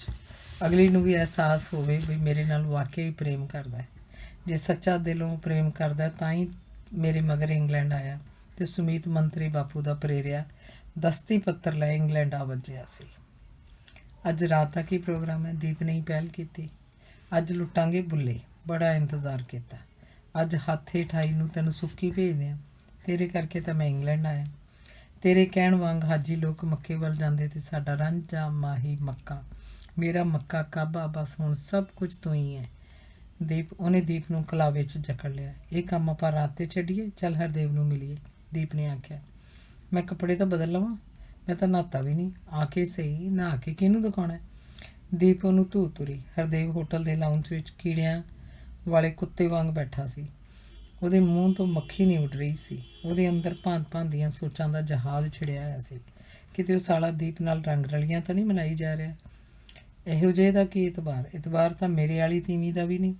ਕਹਿੰਦੇ ਨੇ ਜੇ ਸ਼ੇਰਨੀ ਨੂੰ ਤ੍ਰਿਸ਼ਨਾ ਦਾ ਹਲਕ ਛੁੱਟ ਪਵੇ ਤਾਂ ਉਹ ਰਾਹ 'ਤੇ ਆ ਕੇ ਲਿਟਣ ਲੱਗ ਪੈਂਦੀ ਹੈ। ਨਾਲੇ ਇਹਨੇ ਤਾਂ ਮੇਰੇ ਵੈਸੇ ਹੀ ਕੁੱਤੇ ਫੇਲ ਕੀਤੇ ਪਏ ਆ। ਇਹਨੂੰ ਤਾਂ ਸਾਲੀ ਨੂੰ ਹੱਥ ਲਾਉਂਦੇ ਹੀ ਡਰ ਲੱਗਦਾ। ਇਹਦਾ ਹਾਬੜਾ ਤਾਂ ਆ ਮੇਰਾ ਸਾਲਾ ਕੁਛ ਦਾੜੀਆਂ ਹੀ ਬੁਝਾਊ। ਇਹ ਮੈਨੂੰ ਮੇਰੇ ਸਾਲੇ ਦੀ ਕੀ ਦਬਾਲ ਹੈ। ਇਹਦਾ ਤਾਂ ਇਹ ਨਹੀਂ ਇਤਬਾਰ ਵੀ ਕਿਤੇ ਸਾਰਿਆਂ ਦੇ ਸਾਹਮਣੇ ਥੱਪੜੀ ਕੱਢ ਮਾਰੇ। ਅਮੀਰ ਪਿਓ ਦੀ ਵਿਗੜੀ ਕੁੜੀ ਹੈ। ਇਹ ਤਾਂ ਛੇਤੀ ਕੀਤੇ ਪਿੱਛੇ ਵੀ ਨਹੀਂ ਲੈਣੀ। ਦੀਪ ਤੇ ਸੁਮੀਤ ਹੇਠਾਂ ਲਾਊਂਜ 'ਚ ਆ ਗਏ। ਹਰਦੇਵ ਚਲੋ ਆਪਾਂ ਘਰ ਚੱਲਦੇ ਹਾਂ, ਸੁਮੀਤ ਨੂੰ ਨਾਲੇ ਆਪਣਾ ਘਰ ਦਿਖਾ ਦਿਆਂਗੇ। ਉੱਠ ਕੇ ਕਿਸੇ ਆਗਿਆਕਾਰੀ ਚੇਲੇ ਵਾਂਗ ਉਹਨਾਂ ਦੇ ਅੱਗੇ ਲੱਗ ਤੁਰਿਆ। ਹੋਟਲ ਦੀ ਪਾਰਕਿੰਗ ਵਿੱਚੋਂ ਗੱਡੀ ਘਰ ਨੂੰ ਤੁਰ ਪਈ। ਦੀਪ ਫਿਰ ਪਿੱਛੇ ਸੁਮੀਤ ਨਾਲ ਅੜੀ ਬੈਠੀ ਸੀ। ਹਰਦੇਵ ਦੇ ਮਨ 'ਚ ਲਾਂਭੂ ਬਲ ਰਹੇ ਸਨ। ਉਹਦਾ ਦਿਲ ਕਰਦਾ ਸੀ ਕਿ ਗੱਡੀ ਨੂੰ ਮੋਟਰਵੇ 'ਤੇ ਆਉਂਦੇ ਕਿਸੇ ਟਰਾਲੇ ਹੇਠ ਵਾੜ ਦੇਵੇ। ਆਪ ਤਾਂ ਮਰਨਾ ਹੀ ਹੈ, ਇਹਨਾਂ ਸਾਰਿਆਂ ਆਸ਼ਕਾਂ ਨੂੰ ਵੀ ਲੈ ਕੇ ਮਰਾਂ। ਪਰ ਉਹ ਡਰਾਕਲ ਸ਼ਿਕਾਰੀ ਵਾਂਗ ਹੀਆ ਨਾ ਕਰ ਸਕਿਆ। ਅੱਗੇ ਹੀ ਅੱਗੇ ਚੱਲਦਾ ਰਿਹਾ। ਘਰ ਆ ਗਿਆ। ਉੱਤਰ ਕੇ ਹਰਦੇਵ ਨੇ ਦਰਵਾਜ਼ਾ ਖੋਲ੍ਹਿਆ। ਦੀਪ ਤੇ ਸੁਮੀਤ ਅਜੇ ਵੀ ਕਾਰ 'ਚ ਬੈਠੇ ਗੱਲਾਂ ਕਰ ਰਹੇ ਸਨ, ਹੱਸ ਰਹੇ ਸਨ। ਹੁਣ ਹਰਦੇਵ ਨੂੰ ਆਪਣੇ ਗੁਆਂਢੀਆਂ ਦਾ ਡਰ ਸਤਾਉਣ ਲੱਗ ਪਿਆ। ਜੇ ਗੁਆਂਢੀਆਂ ਨੇ ਦੇਖ ਲਿਆ ਫਿਰ ਕੀ ਕਹੂਗਾ? ਆਖ ਦੇਊਂਗਾ ਦੀਪ ਦੀ ਭੂਆ ਦਾ ਮੁੰਡਾ ਆਇਆ। ਪਰ ਅਗਲੇ ਸੋਚਣਗੇ ਵੀ ਭੂਆ ਦੇ ਮੁੰਡੇ ਨਾਲ ਕੁੜੀ ਦਾ ਆ ਵਰਤਾਓ। ਭੂਆ ਦੇ ਮੁੰਡੇ ਨੂੰ ਕੁੜੀ ਜੱਫੀਆਂ ਪਾਉਂਦੀ ਹੁੰਦੀ ਹੈ। ਦੁਨੀਆ ਬੜੀ ਅੱਗੇ ਲੰਘੀ ਹੋਈ ਹੈ ਹਰਦੇਵ ਸਿਆਂ। ਤੂੰ ਦੁਨੀਆ ਨੂੰ ਮੂਰਖ ਨਹੀਂ ਬਣਾ ਸਕਦਾ। ਦੁਨੀਆ ਦਾ ਤਾਂ ਦੋ ਮੂੰਹੀ ਤਲਵਾਰ ਹੈ। ਦੁਨੀਆ ਦੇ ਤਾਂ 17 ਅੱਖਾਂ ਤੇ 34 ਕੰਨ ਨੇ। ਤੂੰ ਦੁਨੀਆ ਨੂੰ ਕਿਵੇਂ ਚਾਰ ਜਾਏਂਗਾ? ਦੁਨੀਆ ਤਾਂ ਜਾਗਦਿਆਂ ਨੂੰ ਪੈਂਦੀ ਪਾਉਣ ਵਾਲੀ ਹੈ। ਤੂੰ ਫਿਲਹਾਲ ਦੁਨੀਆ ਦੀ ਪਰਵਾਹ ਛੱਡ, ਆਪਦੀ ਤੀਵੀਂ ਵੱਲ ਤੇ ਤਵੱਜੋ ਦੇ। ਇਸ ਵਾਲੀ ਵੱਡੇ ਉੱਚੇ ਖਿਆਲਾਂ ਵਾਲੀ ਤੈਨੂੰ ਸਾਰੇ ਜੱਗ 'ਚ ਨੰਗਾ ਕਰਕੇ ਰਹੂ। ਇਹਨੂੰ ਸੰਭਾਲ ਕੇ ਕਿਸੇ ਖੁੱਡੇ 'ਚ ਤਾੜ, ਨਹੀਂ ਇਹਦੇ ਲਫੰਗੇ ਯਾਰ ਦਾ ਇਹਦੇ ਮਗਰ ਇੰਗਲੈਂਡ ਤੱਕ ਆ ਪਹੁੰਚੇ। ਪਿੰਡ ਇਹਨੇ ਕਾਹਦਾ ਵਸਣਾ ਸੀ? ਇਹਨਾਂ ਨੇ ਤਾਂ ਸਾਲਿਆਂ ਨੇ ਇੰਗਲੈਂਡ ਨੂੰ ਹੀ ਮੋਗਾ ਬਣਾ ਧਰਿਆ। ਪਟਕ ਦੇਣੇ, ਟਿਕਟ ਕਟਾ ਕੇ ਇੱਥੇ ਆ ਵੱਜਿਆ। ਪਤਾ ਨਹੀਂ ਕਿਹਦਾ ਤੁਖਮ ਹੈ। ਹਰਦੇਵ ਨੇ ਕਾਰ ਦੀ ਤਾਕੀ ਖੋਲ੍ਹ ਕੇ ਉਹਨਾਂ ਨੂੰ ਬਾਹਰ ਆਉਣ ਦਾ ਇਸ਼ਾਰਾ ਦਿੱਤਾ। ਉਹ ਹੇਠਾਂ ਉਤਰ ਆਏ ਤੇ ਸਿੱਧੇ ਹੀ ਡਰਾਇੰਗ ਰੂਮ 'ਚ ਜਾ ਪਧਾਰੇ। ਹਰਦੇਵ ਬਾਹਰਲੇ ਦਰਵਾਜ਼ੇ 'ਚ ਖੜਾ ਚਾਰੇ ਪਾਸੇ ਦੇਖ ਰਿਹਾ ਸੀ। ਉਹਨੂੰ ਕੋਈ ਗੁਆਂਢੀ ਨਜ਼ਰ ਨਾ ਆਇਆ। ਹਰਦੇਵ ਨੇ ਸੁੱਖ ਦਾ ਸਾਹ ਲਿਆ। ਉਹ ਅੱਗਾ ਪਿੱਛਾ ਦੇਖ ਤੁਰਦਾ ਸੀ ਜਿਵੇਂ ਕੋਈ ਚੋਰ ਹੋਵੇ।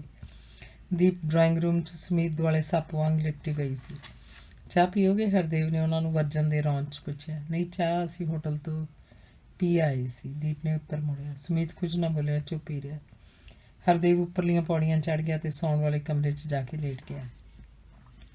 ਪਤਾ ਨਹੀਂ ਕਦੋਂ ਉਹਦੀ ਅੱਖ ਲੱਗ ਗਈ। ਸ਼ਾਮ ਨੂੰ 4 ਵਜੇ ਦੀਪ ਨੇ ਉਹਨੂੰ ਹੇਠੋਂ ਹੀ ਆਵਾਜ਼ ਦਿੱਤੀ, ਹਰਦੇਵ ਚਲੋ ਸਾਨੂੰ ਡੋਰੈਂਟ ਹੋਟਲ ਛੱਡ ਕੇ ਆਓ। ਉਹਨੇ ਹੇਠੋਂ ਬੈਠੀ ਨਹੀਂ ਹੁਕਮ ਚਾੜਿਆ। ਹਰਦੇਵ ਦੀਆਂ ਚੜ੍ਹ ਮੱਚੀਆਂ ਸਨ। ਉਹ ਸੋਚ ਰਿਹਾ ਸੀ ਕਿ ਮੈਂ ਜਿੰਨਾ ਨੀਵਾਂ ਹੋਈ ਜਾ ਰਿਹਾ ਉਨਾ ਹੀ ਇਹ ਕੁੱਤੀ ਸਿਰ ਚੜੀ ਜਾਂਦੀ ਹੈ। ਕੀ ਮਤਲਬ? ਸਾਨੂੰ ਡੋਰੈਂਟ ਹੋਟਲ ਛੱਡ ਕੇ ਆਓ? ਇਹ ਇਹਦੇ ਨਾਲ ਹੋਟਲ 'ਚ ਰਹੇਗੀ ਮੇਰੇ ਖਸਮ ਦੇ ਹੁੰਦੇ ਹੋਏ? ਮੇਰੇ ਜਿਉਂਦੇ ਜੀ? ਮੈਂ ਤਾਂ ਫਿਰ ਜਿਉਂਦਾ ਹੀ ਮਰ ਗਿਆ। ਮੇਰੇ ਘਰ ਵਾਲੀ ਕਿਸੇ ਲੰਡਰ ਬੰਦੇ ਨਾਲ ਹੋਟਲ 'ਚ ਰਾਤਾਂ ਕੱਟੇ, ਗਲਵੱਕੜੀਆਂ ਪਾਵੇ। ਇਹ ਅੱਖੀਂ ਦੇਖ ਕੇ ਮੈਂ ਮੱਖੀ ਕਿਵੇਂ ਨਿਕਲ ਸਕਦਾ? ਇਹਦੀਆਂ ਕਤਿੱਤਾਂ ਬਾਰੇ ਇਹਦੇ ਪਿਓ ਨੂੰ ਦੱਸਿਆ ਜਾਵੇ। ਪਰ ਇਹਦਾ ਪਿਓ ਤਾਂ ਆਪ ਕੰਜਰ ਹੈ। ਉਹਨੇ ਮੇਰਾ ਪੱਖ ਕਦੋਂ ਲਿਆ? ਜੱਟ ਜੱਟਾਂ ਦੇ ਤੇ ਫੋਗੂ ਨਰੈਣ ਦਾ। ਇਹਦੇ ਪਿਓ ਨੇ ਵੀ ਇਹਦਾ ਹੀ ਪੱਖ ਪੂਰਨਾ ਹੈ। ਬਾਪੂ ਨੂੰ ਦੱਸਿਆ ਜਾਵੇ, ਪਰ ਬਾਪੂ ਕੀ ਕਰੂ? ਕਾਨੂੰਨ ਤਹਿਸੀਲਦਾਰ ਦੇ ਹੱਥਾਂ ਦੀ ਖੇਡ ਹੈ। ਤਹਿਸੀਲਦਾਰ ਦੇ ਮਾਊਜਰਾਂ ਮੂਹਰੇ ਬਾਪੂ ਦਾ ਖੁੰਡਾ ਕੀ ਕਰੂ? ਉਹ ਸੋਚਾਂ ਵਿੱਚ ਦਦਨ ਹੋਇਆ ਪਿਆ ਸੀ। ਉਹਦੇ ਸਿਰ 'ਚ ਤੇਸੇ ਚੱਲੀ ਜਾ ਰਹੇ ਸਨ। ਦੀਪ ਮਾੜਾ ਜਿਹਾ ਉੱਪਰ ਤਾਂ ਹੀ ਉਹਨੇ ਦਿਲ ਕੱਢ ਕੇ ਆਖ ਹੀ ਦਿੱਤਾ। ਉਹ ਨਿੱਤ ਦੇ ਕੰਜਰਖਾਨੇ ਨਾਲੋਂ ਅੱਜ ਇੱਕ ਦਿਨ ਹੀ ਨਿਬੇੜਾ ਕਰਨਾ ਚਾਹੁੰਦਾ ਸੀ। ਦੀਪ ਜਿੰਨ ਵਾਂਗ ਉੱਪਰ ਆ ਖੜੀ। ਕੀ ਗੱਲ ਹੈ? ਦੇਖ ਦੀਪ, ਆਪਾਂ ਸਭ ਤੋਂ ਪਹਿਲਾਂ ਪੰਜਾਬੀ ਹਾਂ, ਇੰਗਲੈਂਡ ਦੇ ਵਸਨੀਕ ਉਸ ਤੋਂ ਬਾਅਦ। ਸੋ ਤੁਸੀਂ ਕਹਿਣਾ ਕੀ ਚਾਹੁੰਦੇ ਹੋ? ਪੰਜਾਬੀ ਔਰਤ ਨੂੰ ਕਿਸੇ ਗੈਰ ਮਰਦ ਨਾਲ ਕਿਸੇ ਹੋਟਲ 'ਚ ਰਹਿਣਾ ਸ਼ੋਭਾ ਨਹੀਂ ਦਿੰਦਾ, ਤੇ ਉਹ ਵੀ ਆਪਣੇ ਪਤੀ ਦੇ ਹੁੰਦਿਆਂ। ਉਹਨੇ ਸਮਝੌਤੀ ਜੀ ਦੇ ਮਾਰੀ। ਦੀਪ ਉਸ ਵੱਲ ਹੱਥ ਕਰਕੇ ਉੱਚੀ ਉੱਚੀ ਹੱਸ ਪਈ। ਉਹਨੇ ਹਰਦੇਵ ਦੀ ਖਿੱਲੀ ਤਾਂ ਉਡਾਈ ਸੀ। ਮੈਂ ਤਾਂ ਤੁਹਾਨੂੰ ਹੋਰ ਗੱਲ ਦੱਸਣ ਵਾਲੀ ਸੀ। ਉਹਨੇ ਹਾਸਾ ਰੋਕ ਕੇ ਕਿਹਾ। ਕੀ? ਉਹਨੇ ਅਗਲੀ ਫੇਟ ਬਾਰੇ ਫਿਕਰ ਪੈ ਗਿਆ। ਅਗਲੇ ਹਫ਼ਤੇ ਮੈਂ ਤੇ ਸੁਮੀਤ ਅਮਰੀਕਾ ਤੇ ਕੈਨੇਡਾ ਘੁੰਮਣ ਜਾ ਰਹੇ ਹਾਂ। ਤੁਸੀਂ ਹੁਣੇ ਹੀ ਪਿੱਟਣਾ ਸ਼ੁਰੂ ਕਰ ਦਿੱਤਾ, ਉਹਨੇ ਬੜੇ ਸਹਿਜ ਸੁਭਾਈ ਆਖਿਆ। ਹਰਦੇਵ ਦੰਗ ਰਹਿ ਗਿਆ। ਗੱਲ ਸੁਣ ਕੇ ਉਹਦਾ ਮੂੰਹ ਅੱਡਿਆ ਰਹਿ ਗਿਆ ਸੀ। ਫਿਰ ਇਉਂ ਕਰ, ਮੈਨੂੰ ਤਲਾਕ ਲਿਖ ਕੇ ਦੇ ਦੇ। ਉਹਨੇ ਆਖਰੀ ਗੱਲ ਆਖ ਦਿੱਤੀ। ਠੀਕ ਹੈ, ਲਿਖ ਦਿਆਂਗੀ। ਮੈਂ ਪਾਪਾ ਜੀ ਨਾਲ ਸਾਰੀ ਗੱਲ ਕਰਕੇ ਤਲਾਕ ਲਿਖ ਦਿਆਂਗੀ। ਇਸ ਬਾਰੇ ਚਿੰਤਾ ਨਾ ਕਰੋ, ਬਸ ਡੋਂਟ ਵਰੀ ਅਬਾਊਟ ਆਵਰ ਤਲਾਕ। ਦੀਪ ਦੇ ਆਖਣ 'ਤੇ ਹਰਦੇਵ ਕੁਝ ਹਲਕਾ ਜਿਹਾ ਹੋ ਗਿਆ ਸੀ। ਆਪਣੇ ਕੱਪੜੇ ਲੱਤੇ ਵੀ ਨਾਲ ਹੀ ਲੈ ਜਾ, ਨਹੀਂ ਤੈਨੂੰ ਫੇਰ ਆਉਣਾ ਪਊ। ਜਿਵੇਂ ਹਰਦੇਵ ਨਹੀਂ ਉਹਦਾ ਬੁੱਤ ਬੋਲ ਰਿਹਾ ਸੀ। ਕੈਨੇਡਾ ਜਾਣ ਲੱਗੀ ਕੱਪੜੇ ਵੀ ਲੈ ਜਾਵਾਂਗੀ ਤੇ ਪਾਸਪੋਰਟ ਵੀ, ਫਿਕਰ ਨਾ ਕਰੋ। ਤੁਸੀਂ 4 ਦਿਨ ਮੇਰੇ ਕੱਪੜੇ ਵੀ ਨਹੀਂ ਇਸ ਘਰ 'ਚ ਪਏ ਜਰ ਸਕਦੇ। ਆਫਟਰ ਆਲ ਮੈਂ ਤੁਹਾਡੀ ਪਤਨੀ ਹਾਂ। ਹਰਦੇਵ ਦਾ ਮੂੰਹ ਬੰਦ ਹੋ ਗਿਆ। ਉਹਨਾਂ ਨੂੰ ਡੋਰੈਂਟ ਹੋਟਲ ਉਤਾਰ ਕੇ ਮੁੜ ਆਇਆ। ਨਾ ਕਿਸੇ ਨੇ ਕੋਈ ਗੱਲ ਉਸ ਨਾਲ ਕੀਤੀ, ਨਾ ਹੀ ਉਹਨੇ ਕਿਸੇ ਨਾਲ ਕੋਈ ਗੱਲ ਕੀਤੀ। ਜਿਵੇਂ ਉਹ ਸਾਰੇ ਗੂੰਗੇ ਜਾਂ ਬੋਲੇ ਸਨ। ਬਸ ਉਹ ਸਮੀਤ ਤੇ ਦੀਪ ਨੂੰ ਹੋਟਲ ਦੇ ਦਰਵਾਜ਼ੇ ਅੱਗੇ ਉਤਾਰ ਕੇ ਵਾਪਸ ਆ ਗਿਆ।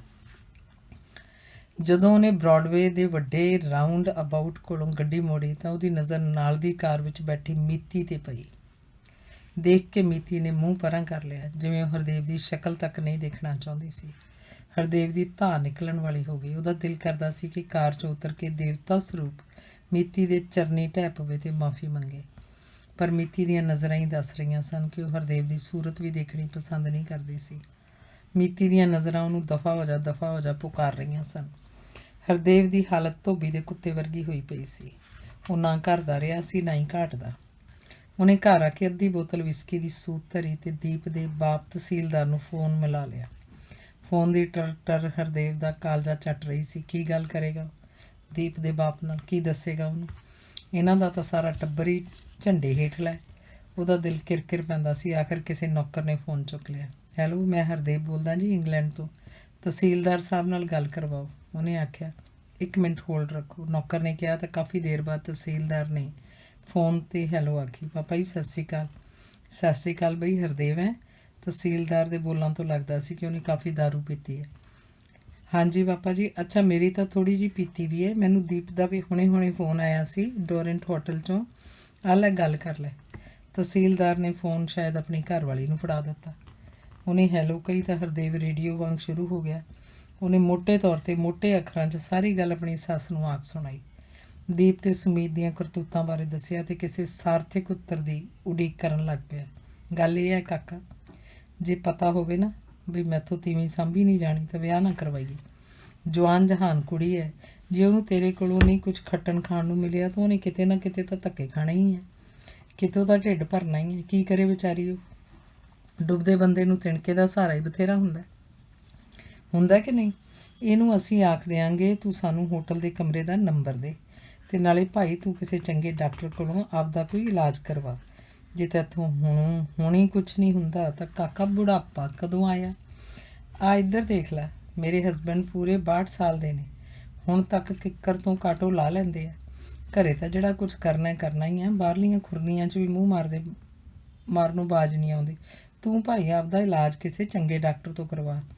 ਵੈਸੇ ਮੈਂ ਦੀਪ ਦੇ ਕੰਨ ਵੀ ਖਿੱਚ ਦੂੰ, ਪਰ ਜਦੋਂ ਕਾਕਾ ਪੈਸਾ ਆਪਦਾ ਖੋਟਾ ਹੋਵੇ ਨਾ, ਫਿਰ ਬਾਣੀਏ ਨੂੰ ਦੋਸ਼ ਨਾ ਦਈਏ। ਸੱਸ ਫੋਨ 'ਤੇ ਹਰਦੇਵ ਨੂੰ ਪਤਾ ਨਹੀਂ ਕੀ ਸਮਝਾ ਰਹੀ ਸੀ। ਹਰਦੇਵ ਨੇ ਫੋਨ ਰੱਖ ਦਿੱਤਾ। ਉਹ ਸੋਚ ਰਿਹਾ ਸੀ ਕਿ ਮਿਰਗਾਂ ਦੀ ਡਾਰ 'ਚ ਕੋਈ ਕਮਚਾਲਾ ਨਹੀਂ ਹੁੰਦਾ, ਸਾਰੇ ਇੱਕੋ ਜਿਹੀ ਛਾਲ ਮਾਰਦੇ ਆ। ਕੋਈ ਸੂਤ ਭਰ ਛੋਟੀ, ਕੋਈ ਸੂਤ ਭਰ ਵੱਡੀ। ਇਹਨਾਂ ਦਾ ਤਾਂ ਸਾਰਾ ਲਾਣਾ ਹੀ ਉੱਤਿਆ ਪਿਆ। ਮੈਨੂੰ ਸਮਝੌਤੀਆਂ ਦੇਣ ਲੱਗ ਪਈ ਹੈ ਕਿ ਕਾਕਾ ਤੂੰ ਆਪਦਾ ਇਲਾਜ ਕਰਵਾ। ਧੀ ਆਪਦੀ ਕਹਾਣੀ ਤੇ ਅੰਨਾ ਮੈਨੂੰ ਦੱਸਦੀ ਹੈ। ਧੀ ਆਪਦੀ ਬਦ ਚਲਣ ਹੈ, ਇਲਾਜ ਵਾਸਤੇ ਪ੍ਰੇਰਨਾ ਮੈਨੂੰ ਦੇਣ ਲੱਗ ਪਈ। ਕੀ ਕਰੂ ਬੰਦਾ ਇਹੋ ਜਿਹੀ ਪਰਿਵਾਰ ਦਾ, ਸਾਰਾ ਟੱਬਰ ਹੀ ਕੰਜਰਾਂ ਦਾ। ਕੋਈ ਗੱਲ ਨਹੀਂ ਹਰਦੇਵ ਸਿੰਘ, ਮੀਤੀ ਨਾਲ ਕੀਤੀਆਂ ਤੈਨੂੰ ਭੁਗਤਣੀਆਂ ਹੀ ਪੈਣੀਆਂ। ਦਿਲ ਨਾਲ ਭੁਗਤ, ਰੂਹ ਨਾਲ ਸਮੇਟ। ਮੀਤੀ ਦੀ ਗੱਲ ਸੱਚੀ ਹੈ, ਰੱਬ ਦੀ ਅਦਾਲਤ ਨੂੰ ਤੈਨੂੰ ਹਿਸਾਬ ਦੇਣਾ ਹੀ ਪੈਣਾ। ਉਹਨੇ 2 ਪੈਗ ਹੋਰ ਲਾ ਕੇ ਬਾਪੂ ਨੂੰ ਫੋਨ ਮਿਲਾ ਲਿਆ। ਬਾਪੂ ਨੇ ਅੱਗੋਂ ਆਪਣੇ ਦੁੱਖ ਰੋਣੇ ਸ਼ੁਰੂ ਕਰ ਦਿੱਤੇ।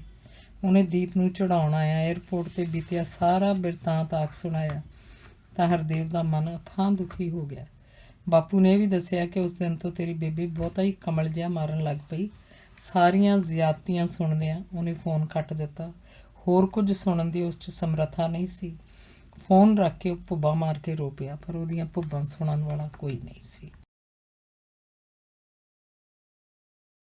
ਅੰਗ 16। ਸ਼ਾਮ ਦਾ ਵੇਲਾ ਸੀ। ਹਰਦੇਵ ਅਜੇ ਕੰਮ ਤੋਂ ਆਇਆ ਹੀ ਸੀ। ਫੋਨ ਖੜਕ ਪਿਆ। ਉਹਦਾ ਦਿਲ ਕਰਦਾ ਸੀ ਕਿ ਫੋਨ ਨੂੰ ਚਲਾ ਕੇ ਮਾਰੇ। ਉਹਦਾ ਦਿਲ ਕਿਸੇ ਨਾਲ ਗੱਲ ਕਰਨ ਨੂੰ ਨਹੀਂ ਕਰਦਾ ਸੀ। ਦੀਪ ਆਪਣੇ ਕੱਪੜੇ ਲੱਤੇ ਚੁੱਕ ਕੇ ਸਮੀਤ ਨਾਲ ਕੈਨੇਡਾ, ਪਤਾ ਨਹੀਂ ਅਮਰੀਕਾ ਚਲੀ ਗਈ ਸੀ। ਹਰਦੇਵ ਨੇ ਆਪਣੇ ਵਕੀਲ ਕੋਲੋਂ ਤਲਾਕ ਦੇ ਕਾਗਜ਼ ਲੈ ਆਂਦੇ ਸਨ। ਦੀਪ ਨੇ ਕਿਹਾ ਸੀ ਕਿ ਜਦੋਂ ਅਮਰੀਕਾ ਤੇ ਕੈਨੇਡਾ ਦੇ ਟੂਰ ਤੋਂ ਵਾਪਸ ਪਰਤੇਗੀ ਤਾਂ ਦਸਤਖਤ ਕਰ ਦੇਗੀ, ਪਰ ਪਹਿਲਾਂ ਉਹਨੇ ਆਪਣੇ ਪਾਪਾ ਜੀ ਤੋਂ ਕੋਈ ਸਲਾਹ ਲੈਣੀ ਸੀ। ਹਰਦੇਵ ਨੇ ਚੁੱਪਚਾਪ ਕਾਗਜ਼ ਫੋਨ ਕੋਲ ਰੱਖ ਦਿੱਤੇ ਸਨ। ਜਦੋਂ ਫੋਨ ਦੀ ਘੰਟੀ ਨਾ ਹੀ ਵੱਜਣੋਂ ਹਟੀ ਤਾਂ ਉਹਨੇ ਖਿੱਚ ਕੇ ਫੋਨ ਚੁੱਕ ਲਿਆ। ਫੋਨ 'ਤੇ ਛੋਟਾ ਭਾਈ ਸੁਖਦੇਵ ਸੀ। ਹੈਲੋ, ਹਾਂ ਹਰਦੀਪ ਵੀਰੇ, ਆ ਲੈ ਬਾਪੂ ਜੀ ਨਾਲ ਗੱਲ ਕਰ ਲੈ। ਉਹਨੇ ਅੱਗੇ ਬਾਪੂ ਨੂੰ ਫੋਨ ਫੜਾਇਆ ਤਾਂ ਬਾਪੂ ਨੇ ਗੱਲ ਕਰਨੀ ਸ਼ੁਰੂ ਕਰ ਦਿੱਤੀ। ਹਾਂ ਬਾਪੂ ਜੀ, ਸਤਿ ਸ਼੍ਰੀ ਅਕਾਲ। ਸਤਿ ਸ਼੍ਰੀ ਅਕਾਲ ਪੁੱਤ, ਤੂੰ ਦੀਪ ਨਾਲ ਕੋਈ ਤਲਾਕ ਦਾ ਮਸਲਾ ਵਿੱਢਿਆ ਹੈ? ਆਹੋ ਬਾਪੂ ਜੀ, ਮੈਂ ਤਾਂ ਨਹੀਂ ਵਿੱਢਿਆ, ਪਰ ਉਹਦੇ ਵਸਣ ਦੇ ਇਰਾਦੇ ਨਹੀਂ। ਉਹ ਕਿਸੇ ਲੰਡਰ ਜੇ ਮੁੰਡੇ ਨੂੰ ਨਾਲ ਲੈ ਕੇ ਕੈਨੇਡਾ ਨੂੰ ਜਹਾਜ਼ ਚੜ੍ਹ ਗਈ ਆ। ਤੂੰ ਗੋਲੀ ਮਾਰ ਪੁੱਤ ਦੀਪ ਨੂੰ। ਉਹਦੇ ਤਹਿਸੀਲਦਾਰ ਪਿਓ ਨੇ ਤਾਂ ਸਾਡੇ ਨੱਕ 'ਚ ਨਕੀਲ ਪਾਉਣੀ ਕੀਤੀ ਹੈ। ਕਾਹਤੋਂ? ਉਹ ਕਹਿੰਦਾ ਵੀ ਹਰਦੇਵ ਦੇ ਹਿੱਸੇ ਦੀ ਅੱਧੀ ਜ਼ਮੀਨ ਦੀਪ ਦੇ ਨਾਂ ਕਰਾਓ, ਫਿਰ ਤਲਾਕ ਮਿਲੂਗਾ। ਬਾਪੂ ਜੀ, ਦੇ ਕੇ ਫਾਹਾ ਵੱਢੋ, ਬਥੇਰੀ ਜ਼ਮੀਨ ਬਣਾ ਲਾਂਗੇ। ਤੁਸੀਂ ਇਹ ਬਦ ਚੱਲਣ ਔਰਤ ਮੇਰੇ ਮਗਰੋਂ ਲਾਓ। ਤਹਿਸੀਲਦਾਰ ਜਿਹੜਾ ਕੁਝ ਮੰਗਦਾ ਦੇ ਕੇ ਮੱਥਾ ਡੰਮ ਦਿਓ, ਪਰ ਕਿਰਪਾ ਕਰਕੇ ਇਸ ਡੈਣ ਤੋਂ ਮੇਰਾ ਪਿੱਛਾ ਛੁਡਾਓ। ਜੋ ਮੰਗਦਾ ਬਸ ਦੇ ਦਿਓ। ਬਾਪੂ ਨੇ ਫੋਨ ਰੱਖ ਦਿੱਤਾ। ਹਰਦੇਵ ਵੀ ਫੋਨ ਰੱਖ ਕੇ ਉੱਚੀ ਉੱਚੀ ਰੋ ਪਿਆ। 7 ਏਕੜ ਜ਼ਮੀਨ ਹਰਦੇਵ ਨੂੰ ਵੰਡੀ ਹੋਈ ਆਉਂਦੀ ਸੀ। 3.5 ਏਕੜ ਜ਼ਮੀਨ ਜਾਗਰ ਸਿੰਘ ਨੇ ਦੀਪ ਦੇ ਨਾਂ ਕਰ ਦਿੱਤੀ ਤੇ ਕਾਗਜ਼ ਤਹਿਸੀਲਦਾਰ ਦੇ ਹੱਥ ਜਾ ਫੜਾਏ। ਤਹਿਸੀਲਦਾਰ ਨੇ ਕਾਗਜ਼ ਪੜ੍ਹ ਕੇ ਉਹਨੂੰ ਜਾਣ ਲਈ ਹੱਥ ਚੁੱਕ ਦਿੱਤਾ ਸੀ। ਬਾਪੂ ਟੱਪਰੀ ਵਾਸਾਂ ਵਾਂਗ ਹੱਥ ਜੋੜੀ ਮੁੜ ਆਇਆ ਸੀ। ਨਾਲੇ ਜ਼ਮੀਨ ਦਿੱਤੀ ਸੀ, ਨਾਲੇ ਧੌਂਸਾਂ ਸਹੀਆਂ ਸਨ, ਰੰਨ ਗਈ, ਨਾਲੇ ਕੰਨ ਪਾਟੇ ਵਾਲੀ ਗੱਲ ਹੋ ਗਈ ਸੀ, ਪਰ ਹੱਥ ਕੁਝ ਵੀ ਨਹੀਂ ਆਇਆ ਸੀ। ਜ਼ਮੀਨ ਦੇ ਕਾਗਜ਼ ਦੇ ਕੇ ਜਾਗਰ ਸਿੰਘ ਘਰ ਆ ਗਿਆ। ਜਦ ਭਜਨੋਂ ਨੇ ਉਹਨੂੰ ਪਾਣੀ ਫੜਾਇਆ ਤਾਂ ਪਾਣੀ ਪੀਣ ਲੱਗਿਆ ਬੈਠਾ ਹੀ ਮੰਜੇ 'ਤੇ ਲੁੜਕ ਗਿਆ। ਭਜਨੋਂ ਨੇ ਚੀਕ ਮਾਰੀ। ਸੁਖਦੇਵ ਡਾਕਟਰ ਨੂੰ ਲੈਣ ਭੱਜ ਗਿਆ। ਜਦੋਂ ਡਾਕਟਰ ਨੇ ਆ ਕੇ ਟੂਟੀ ਜੀ ਲਾ ਕੇ ਦੇਖਿਆ ਤਾਂ ਡਾਕਟਰ ਸਿਰ ਫੇਰ ਗਿਆ। ਬਾਪੂ ਪੂਰਾ ਹੋ ਚੁੱਕਾ ਸੀ। ਘਰ 'ਚ ਰੋਣ ਪਿੱਟਣ ਪੈ ਗਿਆ। ਹਰਦੇਵ ਨੂੰ ਫੋਨ ਕਰਤਾ। ਹਰਦੇਵ ਦਾ ਕਿਸੇ ਦੇ ਘਰੇ ਕੰਮ ਚੱਲਦਾ ਸੀ, ਉਸ ਕੰਮ ਨੂੰ ਛੱਡ ਕੇ ਉਹ ਆ ਨਹੀਂ ਸਕਦਾ ਸੀ। ਦੂਜਾ, ਦੀਪ ਨਾਲ ਤਲਾਕ ਦਾ ਮਸਲਾ ਅਜੇ ਵਿੱਚ ਹੀ ਸੀ। ਜੇ ਦੀਪ ਤੋਂ ਹੁਣ ਦਸਤਖਤ ਨਾ ਕਰਾਏ, ਹੋ ਸਕਦਾ ਇੰਡੀਆ ਜਾ ਕੇ ਮੁੱਕਰ ਹੀ ਜਾਵੇ। ਜੇ ਕੰਮ ਛੱਡ ਦਿੱਤਾ ਤਾਂ ਮਕਾਨ ਦੀ ਮੌਰਟਗੇਜ ਦੀ ਕੌਂਸਲ ਟੈਕਸ ਕਿੱਥੋਂ ਭਰੇਗਾ? ਬੈਂਕ ਵਾਲਿਆਂ ਨੇ ਤਾਂ ਮਕਾਨ ਦੱਬਣਾ ਸੀ। ਉਹ ਕਈ ਮਸਲਿਆਂ 'ਚ ਉਲਝਿਆ ਪਿਆ ਸੀ। ਉਹਨੇ ਛੋਟੇ ਭਰਾ ਸੁਖਦੇਵ ਨੂੰ ਬਾਪੂ ਦਾ ਸੰਸਕਾਰ ਕਰਨ ਵਾਸਤੇ ਆਖ ਦਿੱਤਾ। ਰਿਸ਼ਤੇਦਾਰਾਂ ਨੇ ਹਰਦੇਵ ਦੇ ਨਾਮ ਪਹੁੰਚਣ ਦਾ ਬੜਾ ਦੁੱਖ ਮੰਨਿਆ। ਪਰ ਹਰਦੇਵ ਦੀ ਕਿਸੇ ਵੀ ਮਜਬੂਰੀ ਨੂੰ ਸਮਝਣ ਦੀ ਕਿਸੇ ਨੇ ਕੋਈ ਕੋਸ਼ਿਸ਼ ਨਾ ਕੀਤੀ। ਦੁੱਖਾਂ ਸੁੱਖਾਂ ਵਿੱਚ ਭਾਈਵਾਲ ਬਾਪੂ ਜਹਾਨ ਨੂੰ ਚਾਹ ਤੱਕ ਕੇ ਕੂਚ ਕਰ ਗਿਆ ਸੀ। ਪਿੱਛੇ ਰਹਿ ਗਿਆ ਸੀ ਹਰਦੇਵ ਦਸੌਂਟੇ ਕੱਟਣ ਲਈ, ਦੁੱਖ ਭਰਨ ਲਈ ਤੇ ਆਪਣੇ ਕੀਤੇ ਦਾ ਲੇਖਾ ਜੋਖਾ ਪੂਰਾ ਕਰਨ ਲਈ।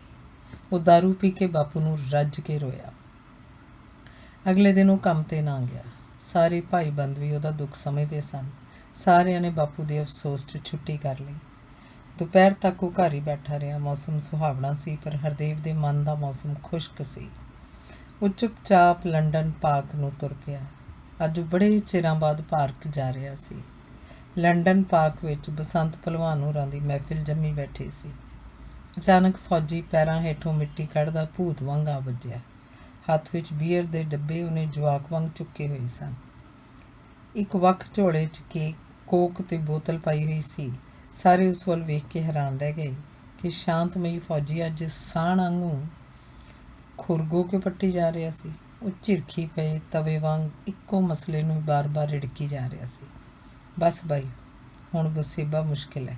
ਬਸ ਹੁਣ ਤਲਾਕ ਦੇ ਦੇਣਾ, ਫੌਜੀ ਨੇ ਦੁਹਾਈ ਦਿੱਤੀ। ਹਰਦੇਵ ਸੋਚ ਰਿਹਾ ਸੀ ਕਿ ਇਸ ਚੰਦਰੇ ਤਲਾਕ ਦਾ ਮਸਲਾ ਘਰ ਘਰ ਅੱਗ ਵਾਂਗ ਮੱਚਦਾ ਸੀ। ਕੀ ਗੱਲ ਹੋ ਗਈ ਫੌਜੀਆ? ਅੱਜ ਬਾਲਾ ਹੀ ਪਾਰਾ ਖਤਰੇ ਵਾਲੀ ਸੂਈ ਤੇ ਕਰੀ ਫਿਰਦਾ। ਸੁੱਖੇ ਘੈਂਟ ਨੇ ਬੀਅਰ ਦੀ ਘੁੱਟ ਮਾਰਦਿਆਂ ਪੁੱਛਿਆ। ਬਸ ਸੁੱਖਿਆ, 100 ਹੱਥ ਰੱਸਾ ਸਿਰੇ ਤੇ ਗੰਢ। ਤੈਨੂੰ ਆਖਤਾ ਵੀ ਹੁਣ ਵਸੇਬਾ ਮੁਸ਼ਕਿਲ ਹੈ। ਹੁਣ ਇੱਕ ਪਾਸੇ ਕਰਕੇ ਰਹਿਣਾ। ਹੁਣ ਜਾਂ ਟਾਂਡਿਆਂ ਵਾਲੀ ਤੇ ਜਾਂ ਭਾਂਡਿਆਂ ਵਾਲੀ। ਫੌਜੀ ਮੁੜਕੋ ਮੁੜਕੀ ਹੋਇਆ ਪਿਆ ਸੀ। ਮੂਲੋਂ ਹੀ ਅਕਲ ਕਾਨ ਹੋਇਆ ਪਿਆ। ਕੋਈ ਗੱਲ ਤਾਂ ਦੱਸ। ਤਰੇਲੇ ਉਤਰੇਲੀ ਹੋਏ ਫੌਜੀ ਨੂੰ ਸੈਦੋਂ ਵਾਲੇ ਬਸੰਤ ਭਲਵਾਨ ਨੇ ਪੁੱਛਿਆ। ਭਲਵਾਨਾਂ ਅੱਜ ਦੀਆਂ ਤੀਵੀਆਂ ਐਡੀਆਂ ਬੇਵਕੂਫ ਹੈ, ਬਸ ਪੁੱਛ ਨਾ। ਕੋਈ ਸੱਪ ਵੀ ਕੱਢੇਗਾ ਜਾਂ ਬੀਨ ਹੀ ਵਜਾਈ ਜਾਏਗਾ। ਅਜਮੇਰ ਬਾਬਾ ਬੋਲਿਆ। ਯਾਰ ਜਿਹੜੀ ਮੇਰੀ ਘਰ ਵਾਲੀ ਹੈ ਨਾ, ਮੈਂ ਉਹ ਤੋਂ ਬੜਾ ਦੁਖੀ ਹੋਇਆ ਪਿਆ। ਸਾਲੀ ਅੱਖ 'ਚ ਪਾਈ ਨਹੀਂ ਸੀ ਰੜਕਦੀ, ਹੁਣ ਆਨੇ ਕੱਢਦੀ ਹੈ। ਫੌਜੀ ਨੇ ਤੋਤਾ ਝਾੜਿਆ। ਘਰਾਂ 'ਚ ਵੀ ਗੱਲਾਂ ਹੋ ਜਾਂਦੀਆਂ, ਜਿਗਰਾ ਰੱਖੀਦਾ। ਕਾਮਰੇਡ ਨੇ ਬਲਦੀ ਤੇ ਪਾਣੀ ਛਿੜਕਿਆ। 2 ਭਾਂਡੇ ਤਾਂ ਖੜਕਦੇ ਹੀ ਰਹਿੰਦੇ ਆ। ਬੀਜੀਤ ਸਿੰਘ ਬਰਾੜ ਬੋਲਿਆ। ਯਾਰ ਦੇ ਭਾਂਡੇ ਵੀ ਜੇ ਬਰਾਬਰ ਦੇ ਹੋਣ ਤਾਂ ਹੀ ਚੰਗੇ ਲੱਗਦੇ ਆ। ਜੇ ਕੌਲੀ 'ਚ ਪਰਾਤ ਠਾਠੂ ਵੱਜੀ, ਦੱਸ ਕਿੱਥੇ ਵਸੇਬਾ ਹੋਊ। ਫੌਜੀ ਗੱਲ ਦੇ ਨੇੜੇ ਹੋਇਆ। ਕੁਝ ਸਮਝਾਵੇਂਗਾ ਤਾਂ ਹੀ ਸਮਝ ਆਓ। ਜੇ ਆਸੇ ਪਾਸੇ ਫੇਰ ਦਾਗੀ ਜਾਏਗਾ ਕੋਈ ਫਾਇਦਾ ਨਹੀਂ, ਬਸੰਤ ਭਲਵਾਨ ਨੇ ਆਖਿਆ। ਉਹਨੂੰ ਫੌਜੀ ਦੇ ਦੁੱਖ ਦਾ ਕੋਈ ਲਲ ਨਹੀਂ ਲੱਗ ਰਿਹਾ ਸੀ। ਯਾਰ ਕੀ ਦੱਸਾਂ, ਆ ਬਾਬਾ ਨਹੀਂ ਸੀ ਇੰਗਲੈਂਡ ਆਇਆ ਯੋਗਾ ਕਰਾਉਣ ਵਾਲਾ। ਯੋਗਾ ਨਹੀਂ, ਯੋਗਾ ਆਖ, ਕਾਮਰੇਡ ਨੇ ਕਿਹਾ। ਉਹ ਚਾਹੇ ਕੁਛ ਆਖ ਲਓ, ਆਇਆ ਸੀ ਨਾ। ਆਹੋ, ਫਿਰ ਕੀ ਹੋਇਆ? ਉਹ ਤਾਂ ਲੋਕਾਂ ਨੂੰ ਸਿੱਧੇ ਰਸਤੇ ਹੀ ਪਾਉਂਦਾ। ਯੋਗੇ ਰਾਹੀਂ ਰੋਗ ਦੂਰ ਕਰਨ ਦੀ ਵਿਧੀ ਦੱਸਦਾ। ਕੋਈ ਮਾੜੀ ਗੱਲ ਤਾਂ ਨਹੀਂ ਕਰਦਾ। ਕਾਮਰੇਡ ਨੇ ਸਿਆਣਪ ਮੂਜਬ ਮੱਤ ਦਿੱਤੀ। ਯਾਰ ਜਿੱਦਾਂ ਦੀ ਮੇਰੇ ਘਰ ਵਾਲੀ ਉਹਦਾ ਸ਼ੋਅ ਦੇਖ ਕੇ ਆਈ ਆ, ਮੈਨੂੰ ਮੈਦ ਆ ਉਹ ਤਾਂ ਕਮਲੀ ਹੋ ਗਈ। ਉਹਦੇ ਦਿਮਾਗ 'ਚ ਫਰਕ ਪੈ ਗਿਆ। ਫੌਜੀ ਨੇ ਲੰਮਾ ਸਾਹ ਲੈਂਦਿਆਂ ਪੂਰੇ ਤੰਤ ਨਾਲ ਸਮਝਾਇਆ। ਯੋਗੇ ਨਾਲ ਦਿਮਾਗ 'ਚ ਫਰਕ? ਕੀ ਹੋ ਗਿਆ? ਬਸੰਤ ਭਲਵਾਨ ਦਾ ਮੂੰਹ ਅੱਡਿਆ ਗਿਆ। ਲੈ ਸੁਣ ਫਿਰ। ਫੌਜੀ ਨੇ ਭਲਵਾਨ ਦੇ ਪੱਟ ਤੇ ਧੱਫੀ ਜੀ ਮਾਰਦੇ ਆਖਣਾ ਸ਼ੁਰੂ ਕੀਤਾ। ਸਾਰਾ ਫਿੱਟਣੀਆਂ ਦਾ ਫੇਟ ਤਾਂ ਬਾਈ ਟੁੰਡਾ ਹੈ। ਕਿਹੜਾ ਬਾਈ ਟੁੰਡਾ? ਆ 5 ਗਰਾਈਆਂ ਵਾਲਾ। ਕਾਹਤੋਂ? ਉਹ ਮੇਰੀ ਘਰ ਵਾਲੀ ਨੂੰ ਕਹਿੰਦਾ ਆਖੇ ਚੱਲ ਜੋਗੇ ਵਾਲੇ ਬਾਬੇ ਨੇ ਆਉਣਾ ਤੇ ਚੱਲ ਤੂੰ ਵੀ ਦਰਸ਼ਨ ਕਰ ਆਈ। ਆਖੇ ਸਾਰੀਆਂ ਬਿਮਾਰੀਆਂ ਚੱਕੀਆਂ ਜਾਣਗੀਆਂ। ਆਖੇ ਚੱਕ ਦੂੰ ਅੱਖਾਂ ਦੀ ਲਾਲੀ। 70 ਪਾਉਂਡ ਦੀ ਲਈ ਟਿਕਟ। 70 ਪਾਉਂਡ ਸਾਲੇ ਸਾਨੂੰ ਹਫ਼ਤੇ 'ਚ ਮਸਾਂ ਬਚਦੇ ਆ। ਪੂਰਾ ਹਫ਼ਤਾ ਯੋਗਾ ਕਰਨ ਜਾਂਦੇ ਰਹੇ। ਮੈਨੂੰ ਪਤਾ ਨਾ ਵੀ ਉਹ ਉੱਥੇ ਕਰਵਾਉਂਦੇ ਕੀ ਹੈ। ਤੈਨੂੰ ਪਤਾ ਵੀ ਮੈਂ ਸਵੇਰੇ 6 ਵਜੇ ਕੰਮ 'ਤੇ ਨਿਕਲ ਜਾਂਦਾ ਅਤੇ ਰੱਬ ਤੇਰਾ ਭਲਾ ਕਰੇ ਰਾਤ ਨੂੰ 8-9 ਵਜੇ ਘਰ ਵੜਦਾ। ਆਹੋ ਉਹ ਤਾਂ ਪਤਾ ਬਈ, ਭਲਵਾਨ ਨੇ ਲਮਕਾ ਕੇ ਕਿਹਾ। ਇੱਕ ਦਿਨ ਕੀ ਹੋਇਆ, ਮੀਂਹ ਪੈਣ ਲੱਗ ਪਿਆ। ਅਸੀਂ ਕੰਕਰੀਟ ਪਾਉਣਾ ਸੀ। ਮੈਂ ਕੰਮ ਅਗਲੇ ਦਿਨ 'ਤੇ ਛੱਡ ਕੇ ਆਥਣੇ 4 ਵਜੇ ਹੀ ਘਰੇ ਆ ਗਿਆ। ਜਦੋਂ ਮੈਂ ਆ ਕੇ ਦਰਵਾਜ਼ਾ ਖੋਲ੍ਹਿਆ ਤਾਂ ਉਹ ਤਾਂ ਭਾਈ ਸਿਟਿੰਗ ਰੂਮ 'ਚ ਸਮਾਧੀ ਜੀ ਲਾਈ ਬੈਠੀ ਅਤੇ ਢਿੱਡ ਜਿਹਾ ਘੁਮਾਈ ਜਾਵੇ। ਮੱਛਕ ਵਾਂਗੂ ਢਿੱਡ ਕਦੇ ਅੰਦਰ ਨੂੰ ਕਦੇ ਬਾਹਰ ਨੂੰ, ਨਾਲੇ ਭੂਤਰੀ ਬਾਂਦਰੀ ਵਾਂਗੂ ਲੰਮੇ ਸਾਹ ਜਿਹੇ ਲਈ ਜਾਵੇ। ਮੈਂ ਸੋਚਾਂ ਵੀ ਇਹ ਸਾਲੀ ਕਰੀ ਕੀ ਜਾਂਦੀ ਹੈ, ਇਹਨੂੰ ਕੀ ਹੋ ਗਿਆ। ਮੈਂ ਤਾਂ ਭਾਈ ਡਰ ਗਿਆ ਵੀ ਕਿਤੇ ਸਾਲੀ ਨੂੰ ਕੋਈ ਭੂਤ ਪ੍ਰੇਤ ਨਾ ਚੰਬੜਿਆ ਹੋਵੇ। ਪਰ ਫਿਰ ਸੋਚਿਆ ਵੀ ਇਹਦੇ ਕੋਲੇ ਕਿਸੇ ਭੂਤ ਪ੍ਰੇਤ ਨੇ ਆ ਕੇ ਮਰਨਾ। ਇਹ ਤਾਂ ਸਾਲੀ ਆਪ ਕੱਚੀ ਕਚੀੜ ਜਿੰਨ ਅਰਗੀ ਹੈ। ਮੈਂ ਬੁਲਾਵਾਂ? ਸਾਲੀ ਬੋਲੇ ਨਾ। ਬੁੱਲਾਂ 'ਤੇ ਉਂਗਲ ਰੱਖ ਕੇ ਸਾਲੀ ਛੀ ਜੀ ਕਰੀ ਜਾਵੇ। ਜਿਵੇਂ ਜਵਾਕ ਨੂੰ ਮਤਾਉਣਾ ਹੁੰਦਾ।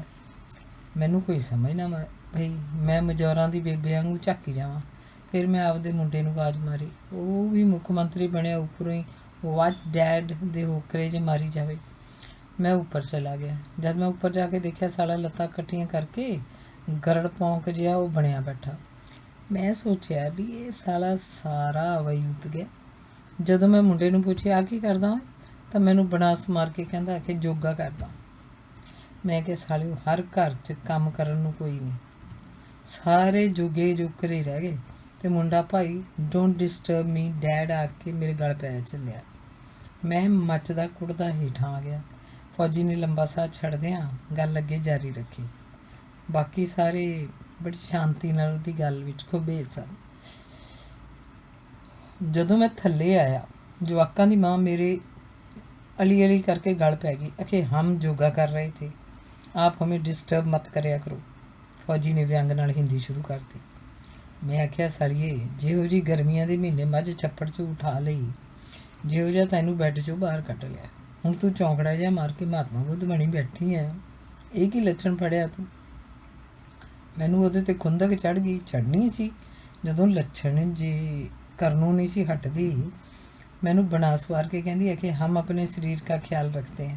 आखे तेरे अर्गे ढगे नहीं, बई कम किया दारू डप ली तो घराड़े मार छड्डे। उन्हें तो साली ने मेरे टायर भी पंचर करके रखते। मैं आख्या कुत्तिया रविया, मैं थोड़े आस्ते तो कमाना, होर किहदी खातर काम करदा। चलो गल आई गई हो गई। वो भी सियाणी बगी, अग्गों कुछ ना बोली।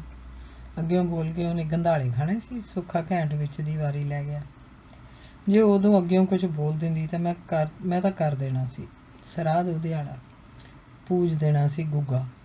अगले दिन भाई फिर मीह ना हटिया, काम तो फिर छुट्टी करनी पई। मैं सोचा अज दूजे दुकान दी मॉर्गेज वाला काम ही कर लईए, घरे वेले की करांगे। जदों भाई मैं कुड़ता प्रैस करन नूं कहा, बना समार के कहंदी है कि मैं तो योगा करना। मैं क्या भैन देने दी कुत्तिए जाते, योगा गुरु महाराज का नितनेम है, बई लेट हो जाएंगी। भाई फिर ढीठ साध वांगू समाधि जी ला के बह गई। कदे साह इधरली नास चों लवे, दूजी चों बाहर कढ़ी जावे। फिर उदों बाद फिर ढिड जिहा घुमाउण लग पई, जिवें छिला जगाउणा हुंदा। वो तो तीए पांजे जे करनों ही ना हटे। अद्धा घंटा ददन होया, मैं उहदे छोछे जरदा रहा। योगा पूरा होया तो कंजर दी ने कमीज प्रैस करके दित्ती। सुखिया एक पैग पा गया। पैग जिन्ने मर्जी पाई, जे साडी भरजाई नहीं साडे बाई नूं कुछ समझदी, असीं तां बाई दे ताबेदार हां। सुखे ने बोतल दा गल कुक्कड़ वांग फड़ लिया। फिर जदों मैं मॉर्गेज दा काम नवेड़ के घरे आया तो साड़ी होर ही सियापा खड़ा करी बैठी। उन्हें पैग सूट दियां गल फिर शुरू की।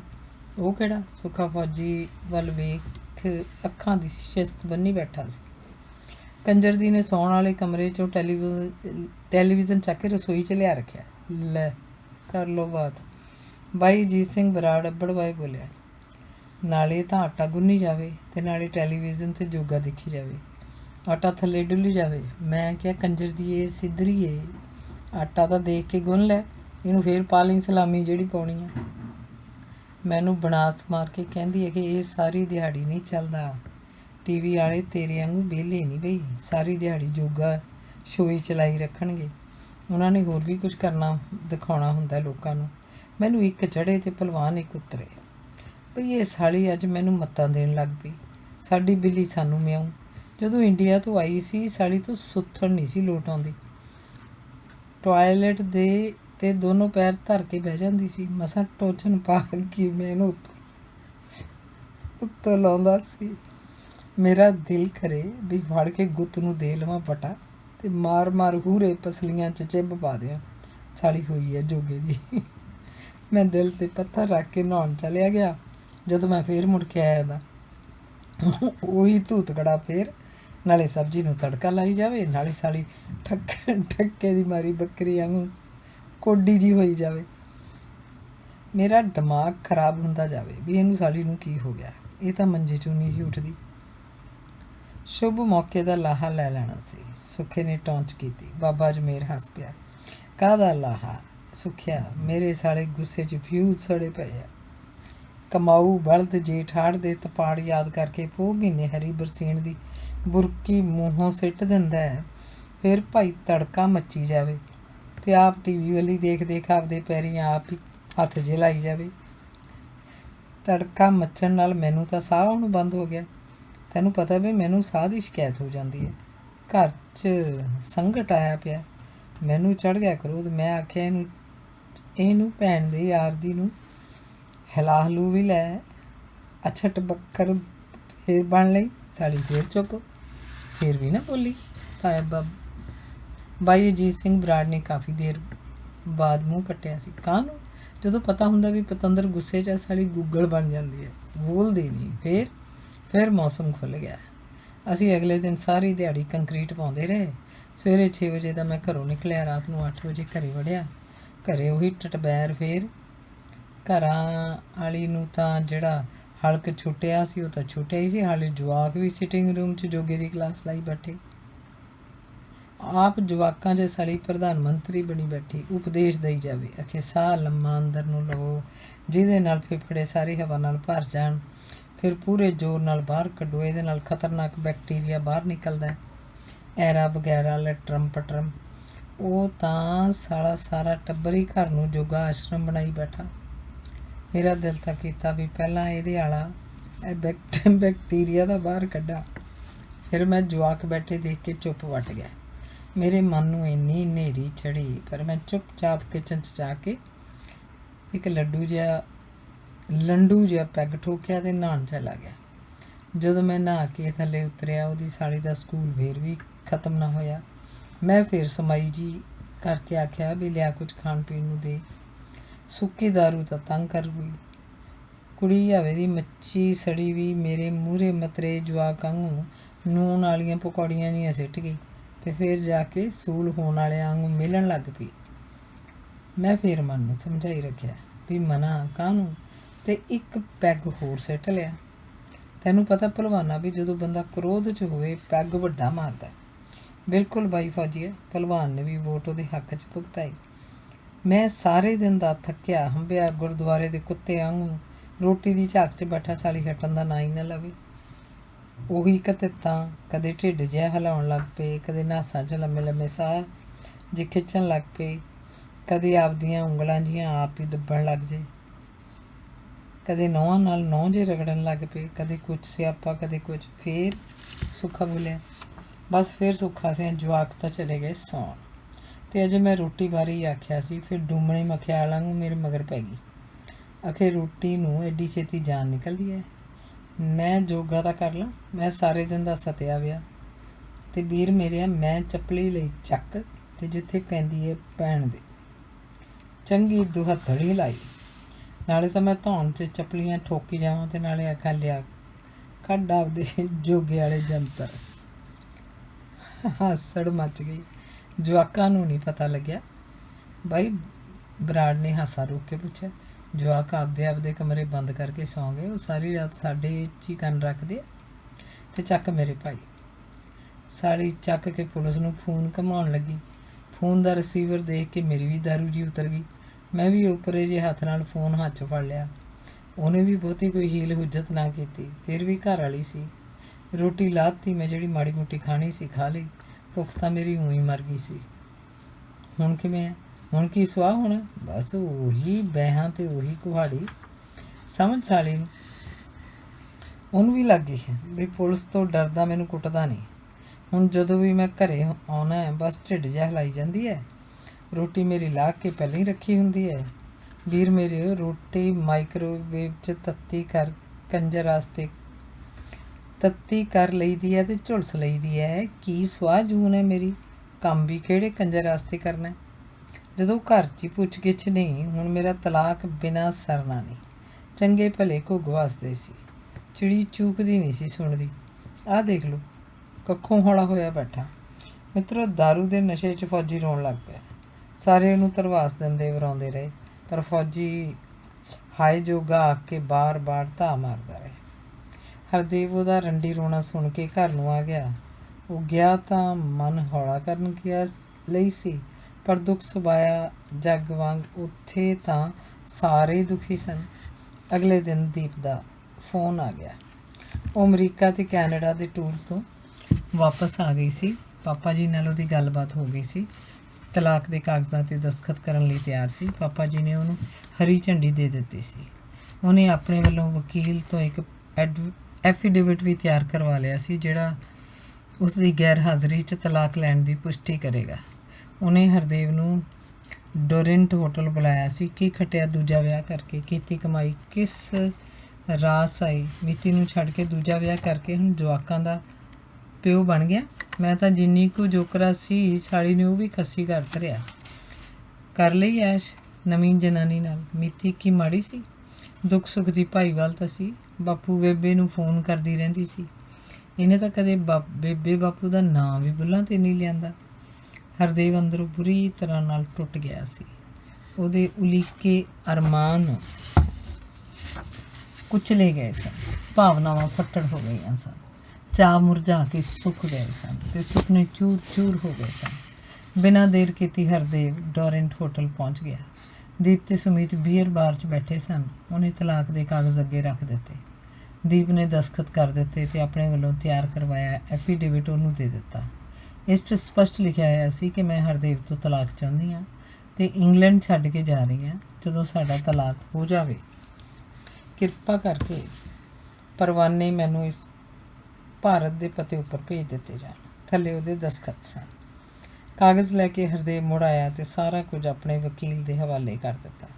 ਹਰਦੇਵ ਦਾ ਕੰਮ ਅੱਜ ਖਤਮ ਹੋ ਗਿਆ ਸੀ।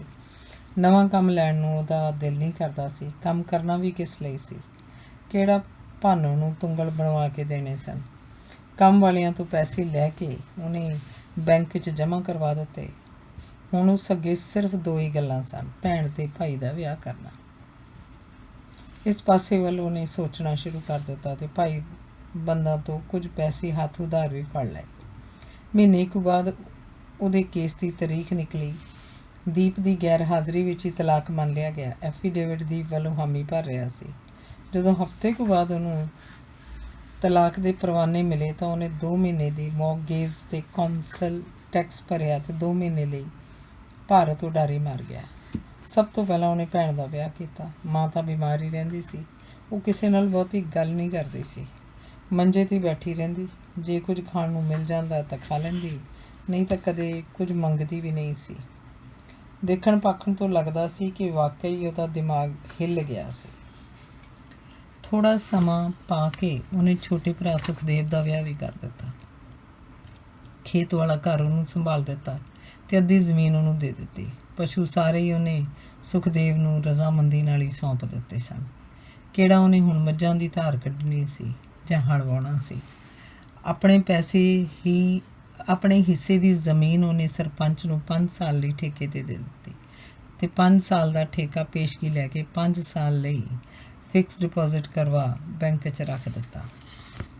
ਅਜੇ ਉਹ ਇਕੱਠੇ ਹੀ ਇਸ ਘਰ 'ਚ ਰਹਿੰਦੇ ਸਨ। ਹਰਦੇਵ ਦਾ ਇੰਗਲੈਂਡ ਵਾਪਸ ਜਾਣ ਨੂੰ ਕਈ ਦਿਲ ਨਹੀਂ ਕਰਦਾ ਸੀ। ਉਹ ਬੇਬੇ ਨਾਲ ਗੱਲਾਂ ਕਰਨੀਆਂ ਚਾਹੁੰਦਾ ਸੀ, ਪਰ ਬੇਬੇ ਸਿੱਧੀ ਸਲੋਟ ਹੀ ਹਰਦੇਵ ਵੱਲ ਝਾਕੀ ਜਾਂਦੀ। ਹਰਦੇਵ ਦਾ ਦਿਲ ਅਤਿਅੰਤ ਦੁਖੀ ਹੋ ਜਾਂਦਾ।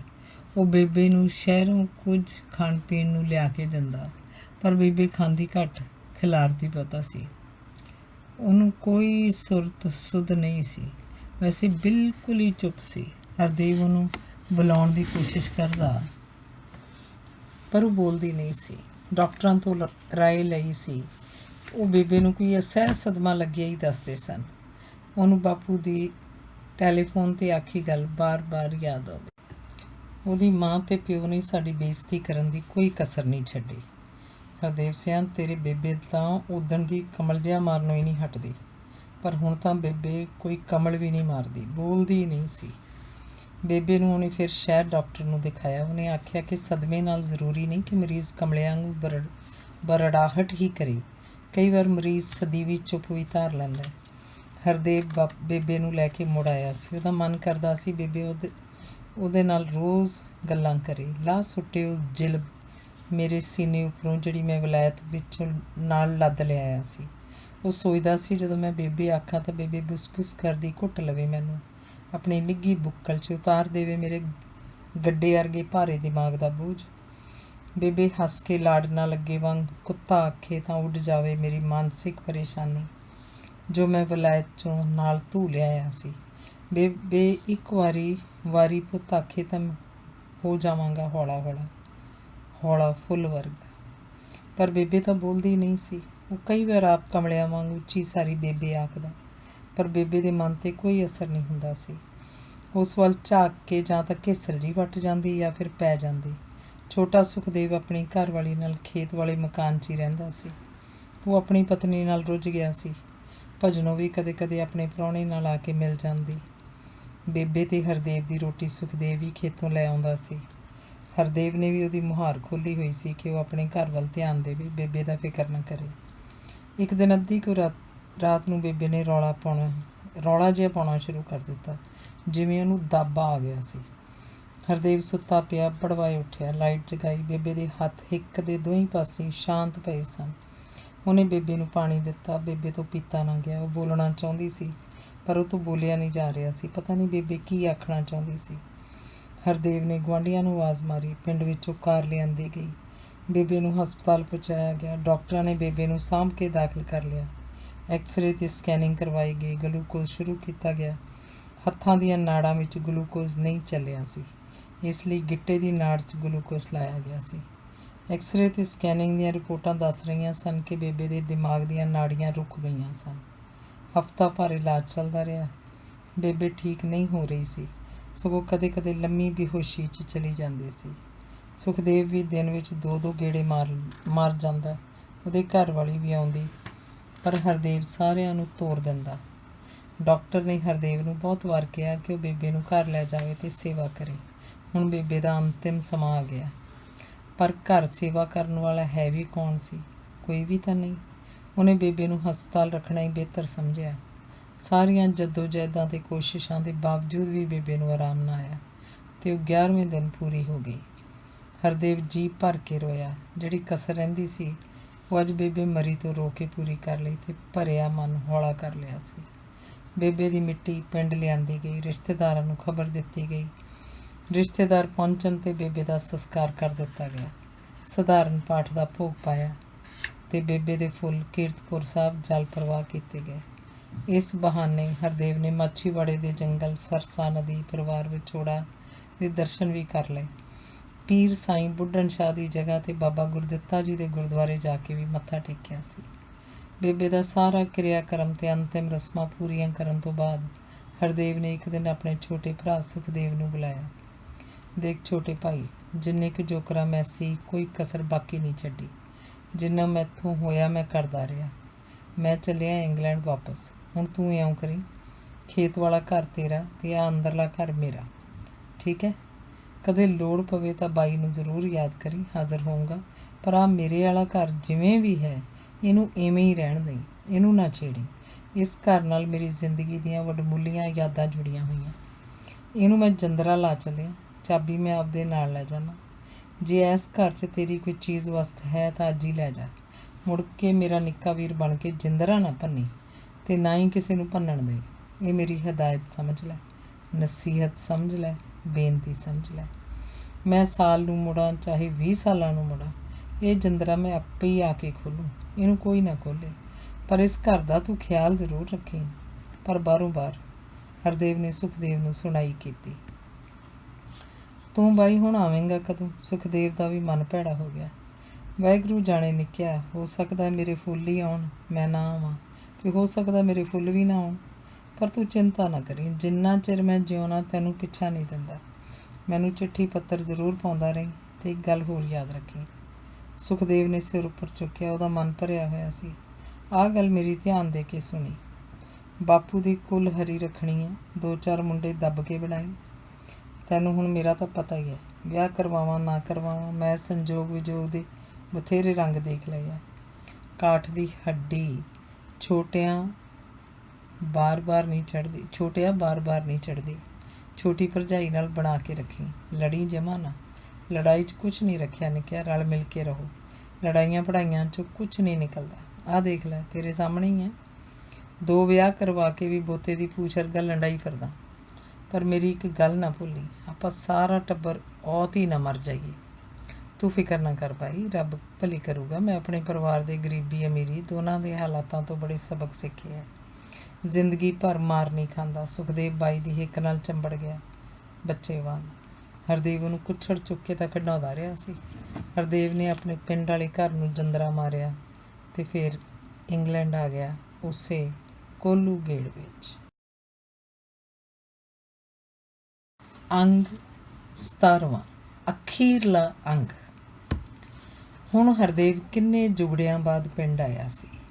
ਬੇਬੇ ਮਰਨ ਤੋਂ ਬਾਅਦ ਜਦੋਂ ਵਾਪਸ ਗਿਆ ਸੀ ਤਾਂ ਉਹਨੇ ਮਨ 'ਚ ਇਹੀ ਧਾਰਿਆ ਸੀ ਕਿ ਉਹ ਇੰਗਲੈਂਡ ਦੀ ਧਰਤੀ 'ਤੇ ਨਹੀਂ ਰਹੇਗਾ ਅਤੇ ਨਾ ਹੀ ਹੋਰ ਵਿਆਹ ਕਰਵਾਏਗਾ।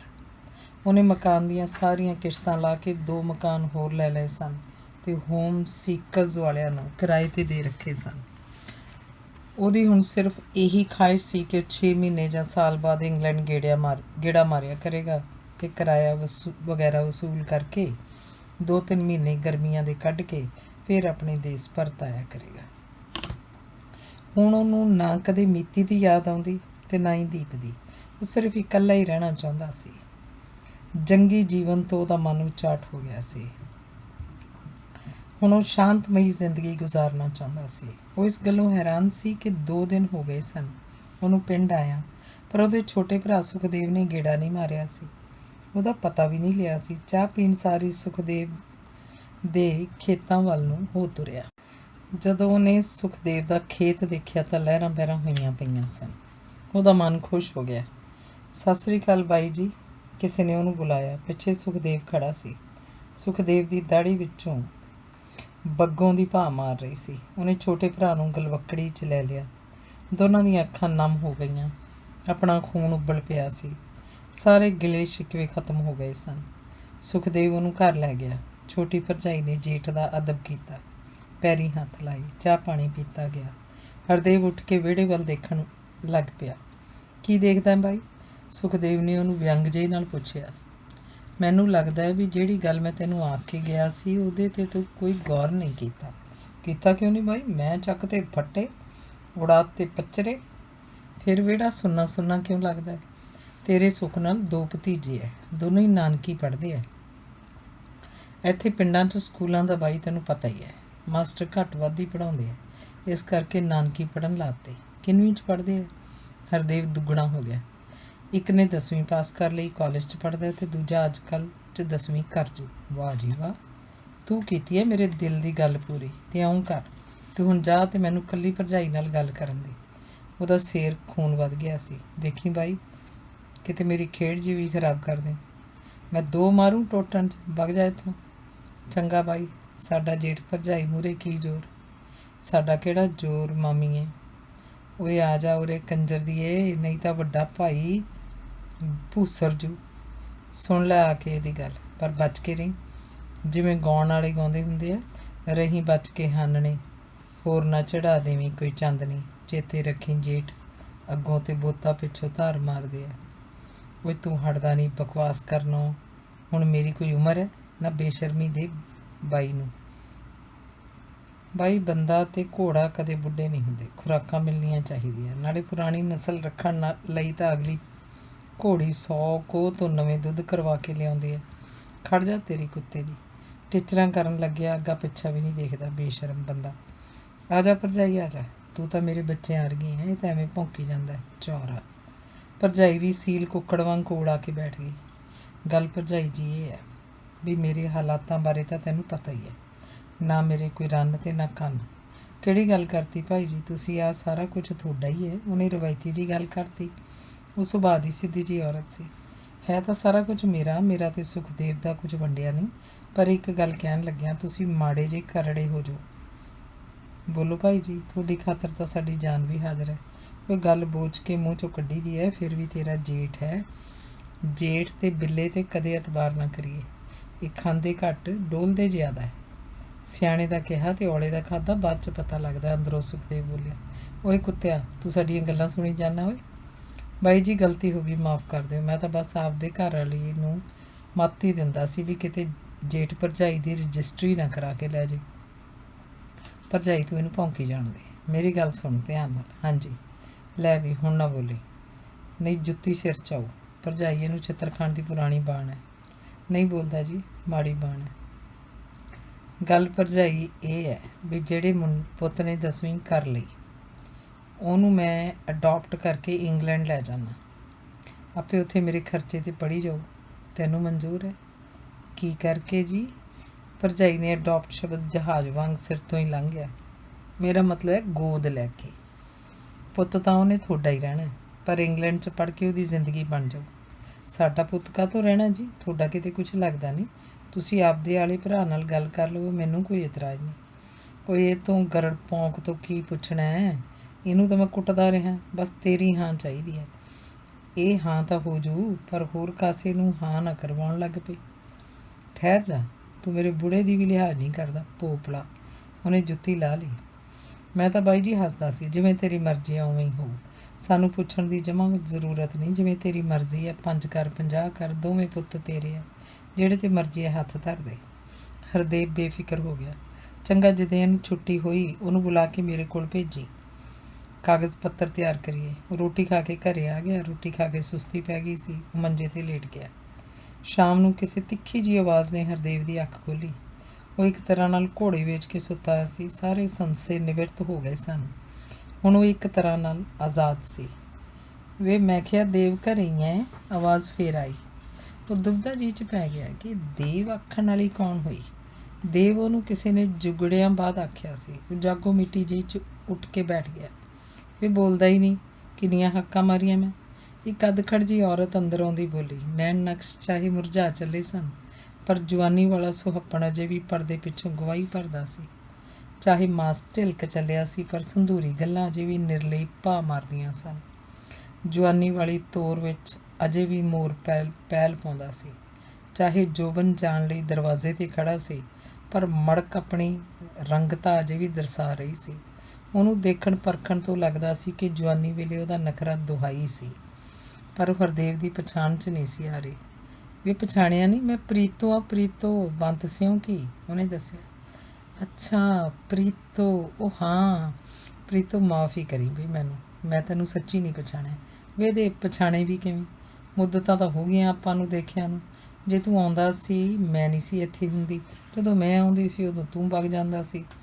ਮੈਨੂੰ ਤਾਂ ਆਂਢ ਗੁਆਂਢ ਵਾਲੇ ਇਉਂ ਹੀ ਦੱਸਦੇ ਸੀ ਵੀ ਦੇਵ ਆਇਆ ਸੀ ਚਲਿਆ ਗਿਆ।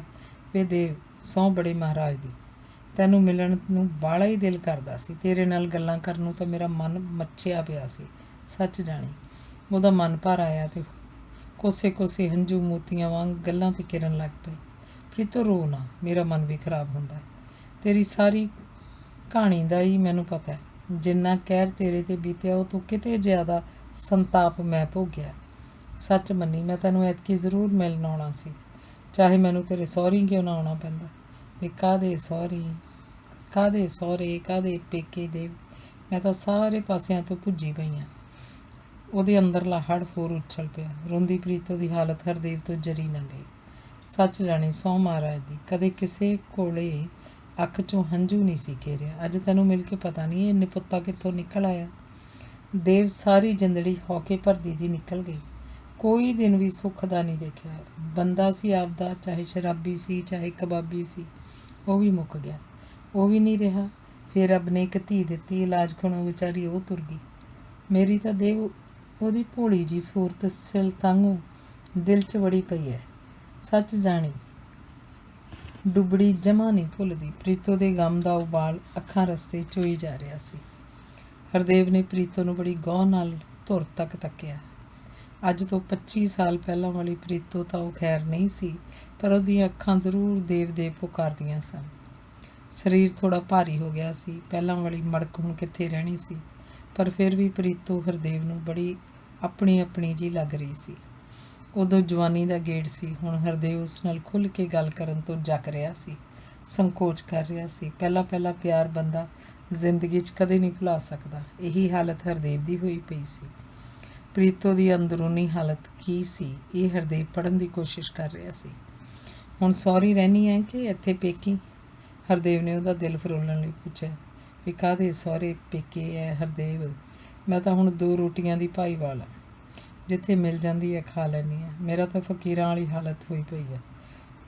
ਆ ਆਪਣਾ ਸਾਰਾ ਪਿੰਡ ਵੀ ਸਤਜੁਗੀ ਹੈ, ਜਿਹਦੇ ਘਰੇ ਮਰਜ਼ੀ ਉਜਾਵੜ ਹੈ। ਕਿਸੇ ਨੇ ਕਦੇ ਜੀਉਣ ਜੋਕਰੇ ਨੇ ਮੱਥੇ ਵੱਟ ਨਹੀਂ ਪਾਇਆ। ਚਾਹੇ ਮੇਰਾ ਆਪਦਾ ਅਸਲੀ ਪਿੰਡ ਨਹੀਂ, ਪਰ ਫਿਰ ਵੀ ਮੈਨੂੰ ਕਦੇ ਬੇਗਾਨਾ ਪਿੰਡ ਨਹੀਂ ਲੱਗਿਆ। ਸਾਰੇ ਸਤਜੁਗੀ ਲੋਕ ਵਸਦੇ ਆ ਦੇਵ ਇਸ ਪਿੰਡ 'ਚ ਤਾਂ ਸੱਚ ਜਾਣੀ। ਉਹ ਆਥਣ ਤੱਕ ਦੁੱਖ ਦੀਆਂ ਸੁੱਖ ਦੀਆਂ ਗੱਲਾਂ ਕਰਦੇ ਰਹੇ, ਇੱਕ ਦੂਜੇ ਦੇ ਦੁੱਖ ਵੰਡਾਉਂਦੇ ਰਹੇ, ਫੱਟਾਂ 'ਤੇ ਮੱਲਮ ਲਾਉਂਦੇ ਰਹੇ। ਦੋ ਦੁਖਿਆਰੇ ਇੱਕ ਦੂਜੇ ਲਈ ਹਮਦਰਦੀ ਤਾਂ ਬਣ ਬੈਠੇ ਸਨ। ਹਰਦੇਵ ਕੋਈ ਗੱਲ ਕਰਨੀ ਚਾਹੁੰਦਾ ਸੀ, ਪਰ ਗੱਲ ਉਹਦੇ ਮੂੰਹ 'ਤੇ ਆ ਕੇ ਮਰ ਜਾਂਦੀ ਸੀ। ਪ੍ਰੀਤੋ ਇੱਕ ਗੱਲ ਦੀ ਸਮਝ ਨਹੀਂ ਆਉਂਦੀ। ਹਰਦੇਵ ਬੋਲਿਆ, ਕਿਹੜੀ ਦੀ? ਬਈ ਦੁਨੀਆ ਇੰਨੀ ਬੇਕਿਰਕ ਕਿਉਂ ਹੈ? ਵੇ ਦੇਵ, ਇਹ ਤਾਂ ਰੱਬ ਜਾਣੇ। ਪਤਾ ਨਹੀਂ ਬੰਦਾ ਬੰਦੇ ਨੂੰ ਇੰਨਾ ਦੁਖੀ ਕਰਕੇ ਕਿਵੇਂ ਸੁੱਖ ਦੀ ਨੀਂਦ ਸੌਂ ਜਾਂਦਾ। ਸੁਖੀ ਬੰਦਾ ਵੀ ਨਹੀਂ ਰਹਿੰਦਾ।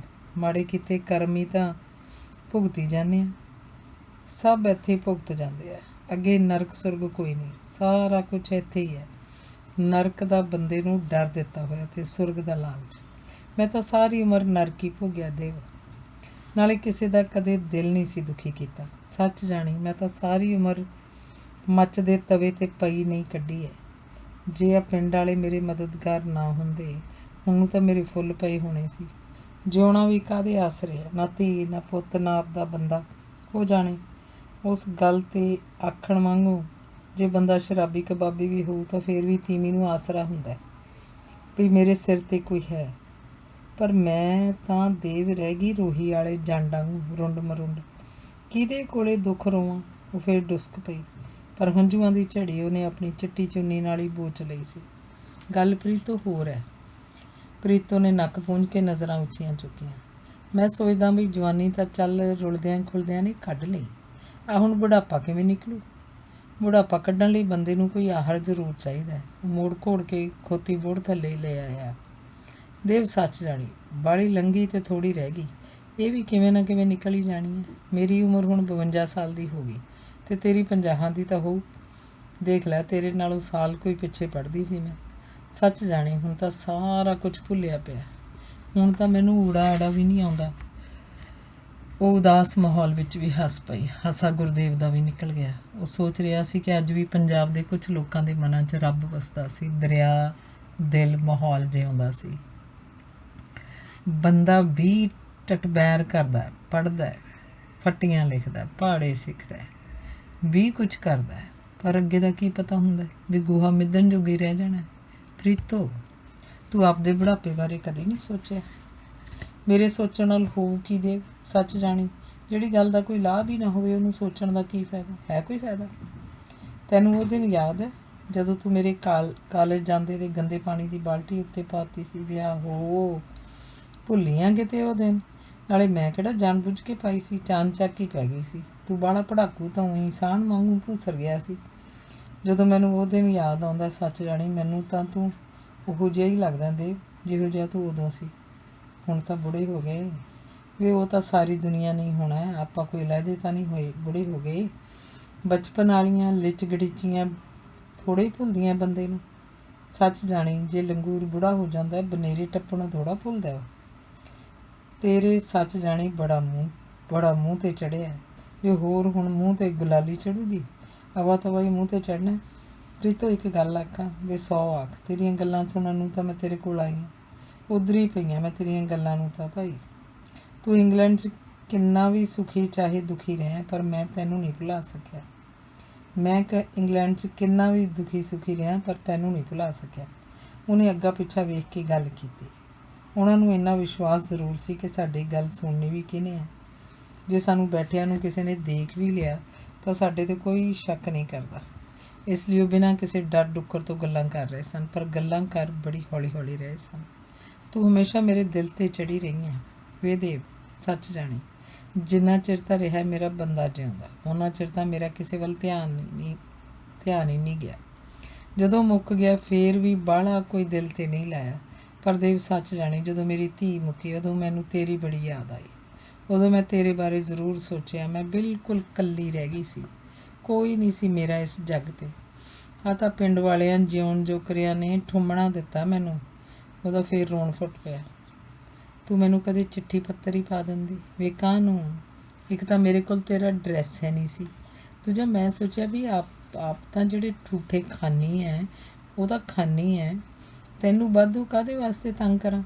ਨਾਲੇ ਮੈਂ ਸੋਚਿਆ ਵੀ ਵਿਆਹਿਆ ਵਰਿਆ ਆਪਦੇ ਰੰਗਾਂ 'ਚ ਵਸਦਾ ਹੈ, ਮੈਨੂੰ ਕੀ ਪਤਾ ਸੀ ਵੀ ਤੂੰ ਵੀ ਮੇਰੇ ਵਾਂਗੂ ਖੂਹ 'ਚ ਹੀ ਲਮਕੀ ਜਾਂਦਾ। ਪ੍ਰੀਤੋ, ਮੇਰੀ ਗੱਲ ਦਾ ਗੁੱਸਾ ਨਾ ਕਰੀ।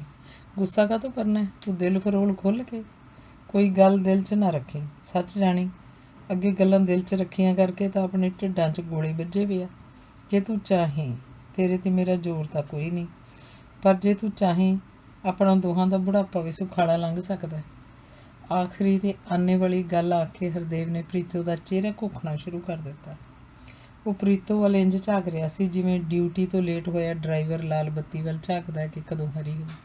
ਪ੍ਰੀਤੋ ਚੁੱਪ ਰਹੀ। ਆਪਾਂ ਛੋਟੇ ਭਰਾ ਸੁਖਦੇਵ ਦਾ ਵੱਡਾ ਮੁੰਡਾ ਗੋਦ ਲੈ ਲਵਾਂਗੇ।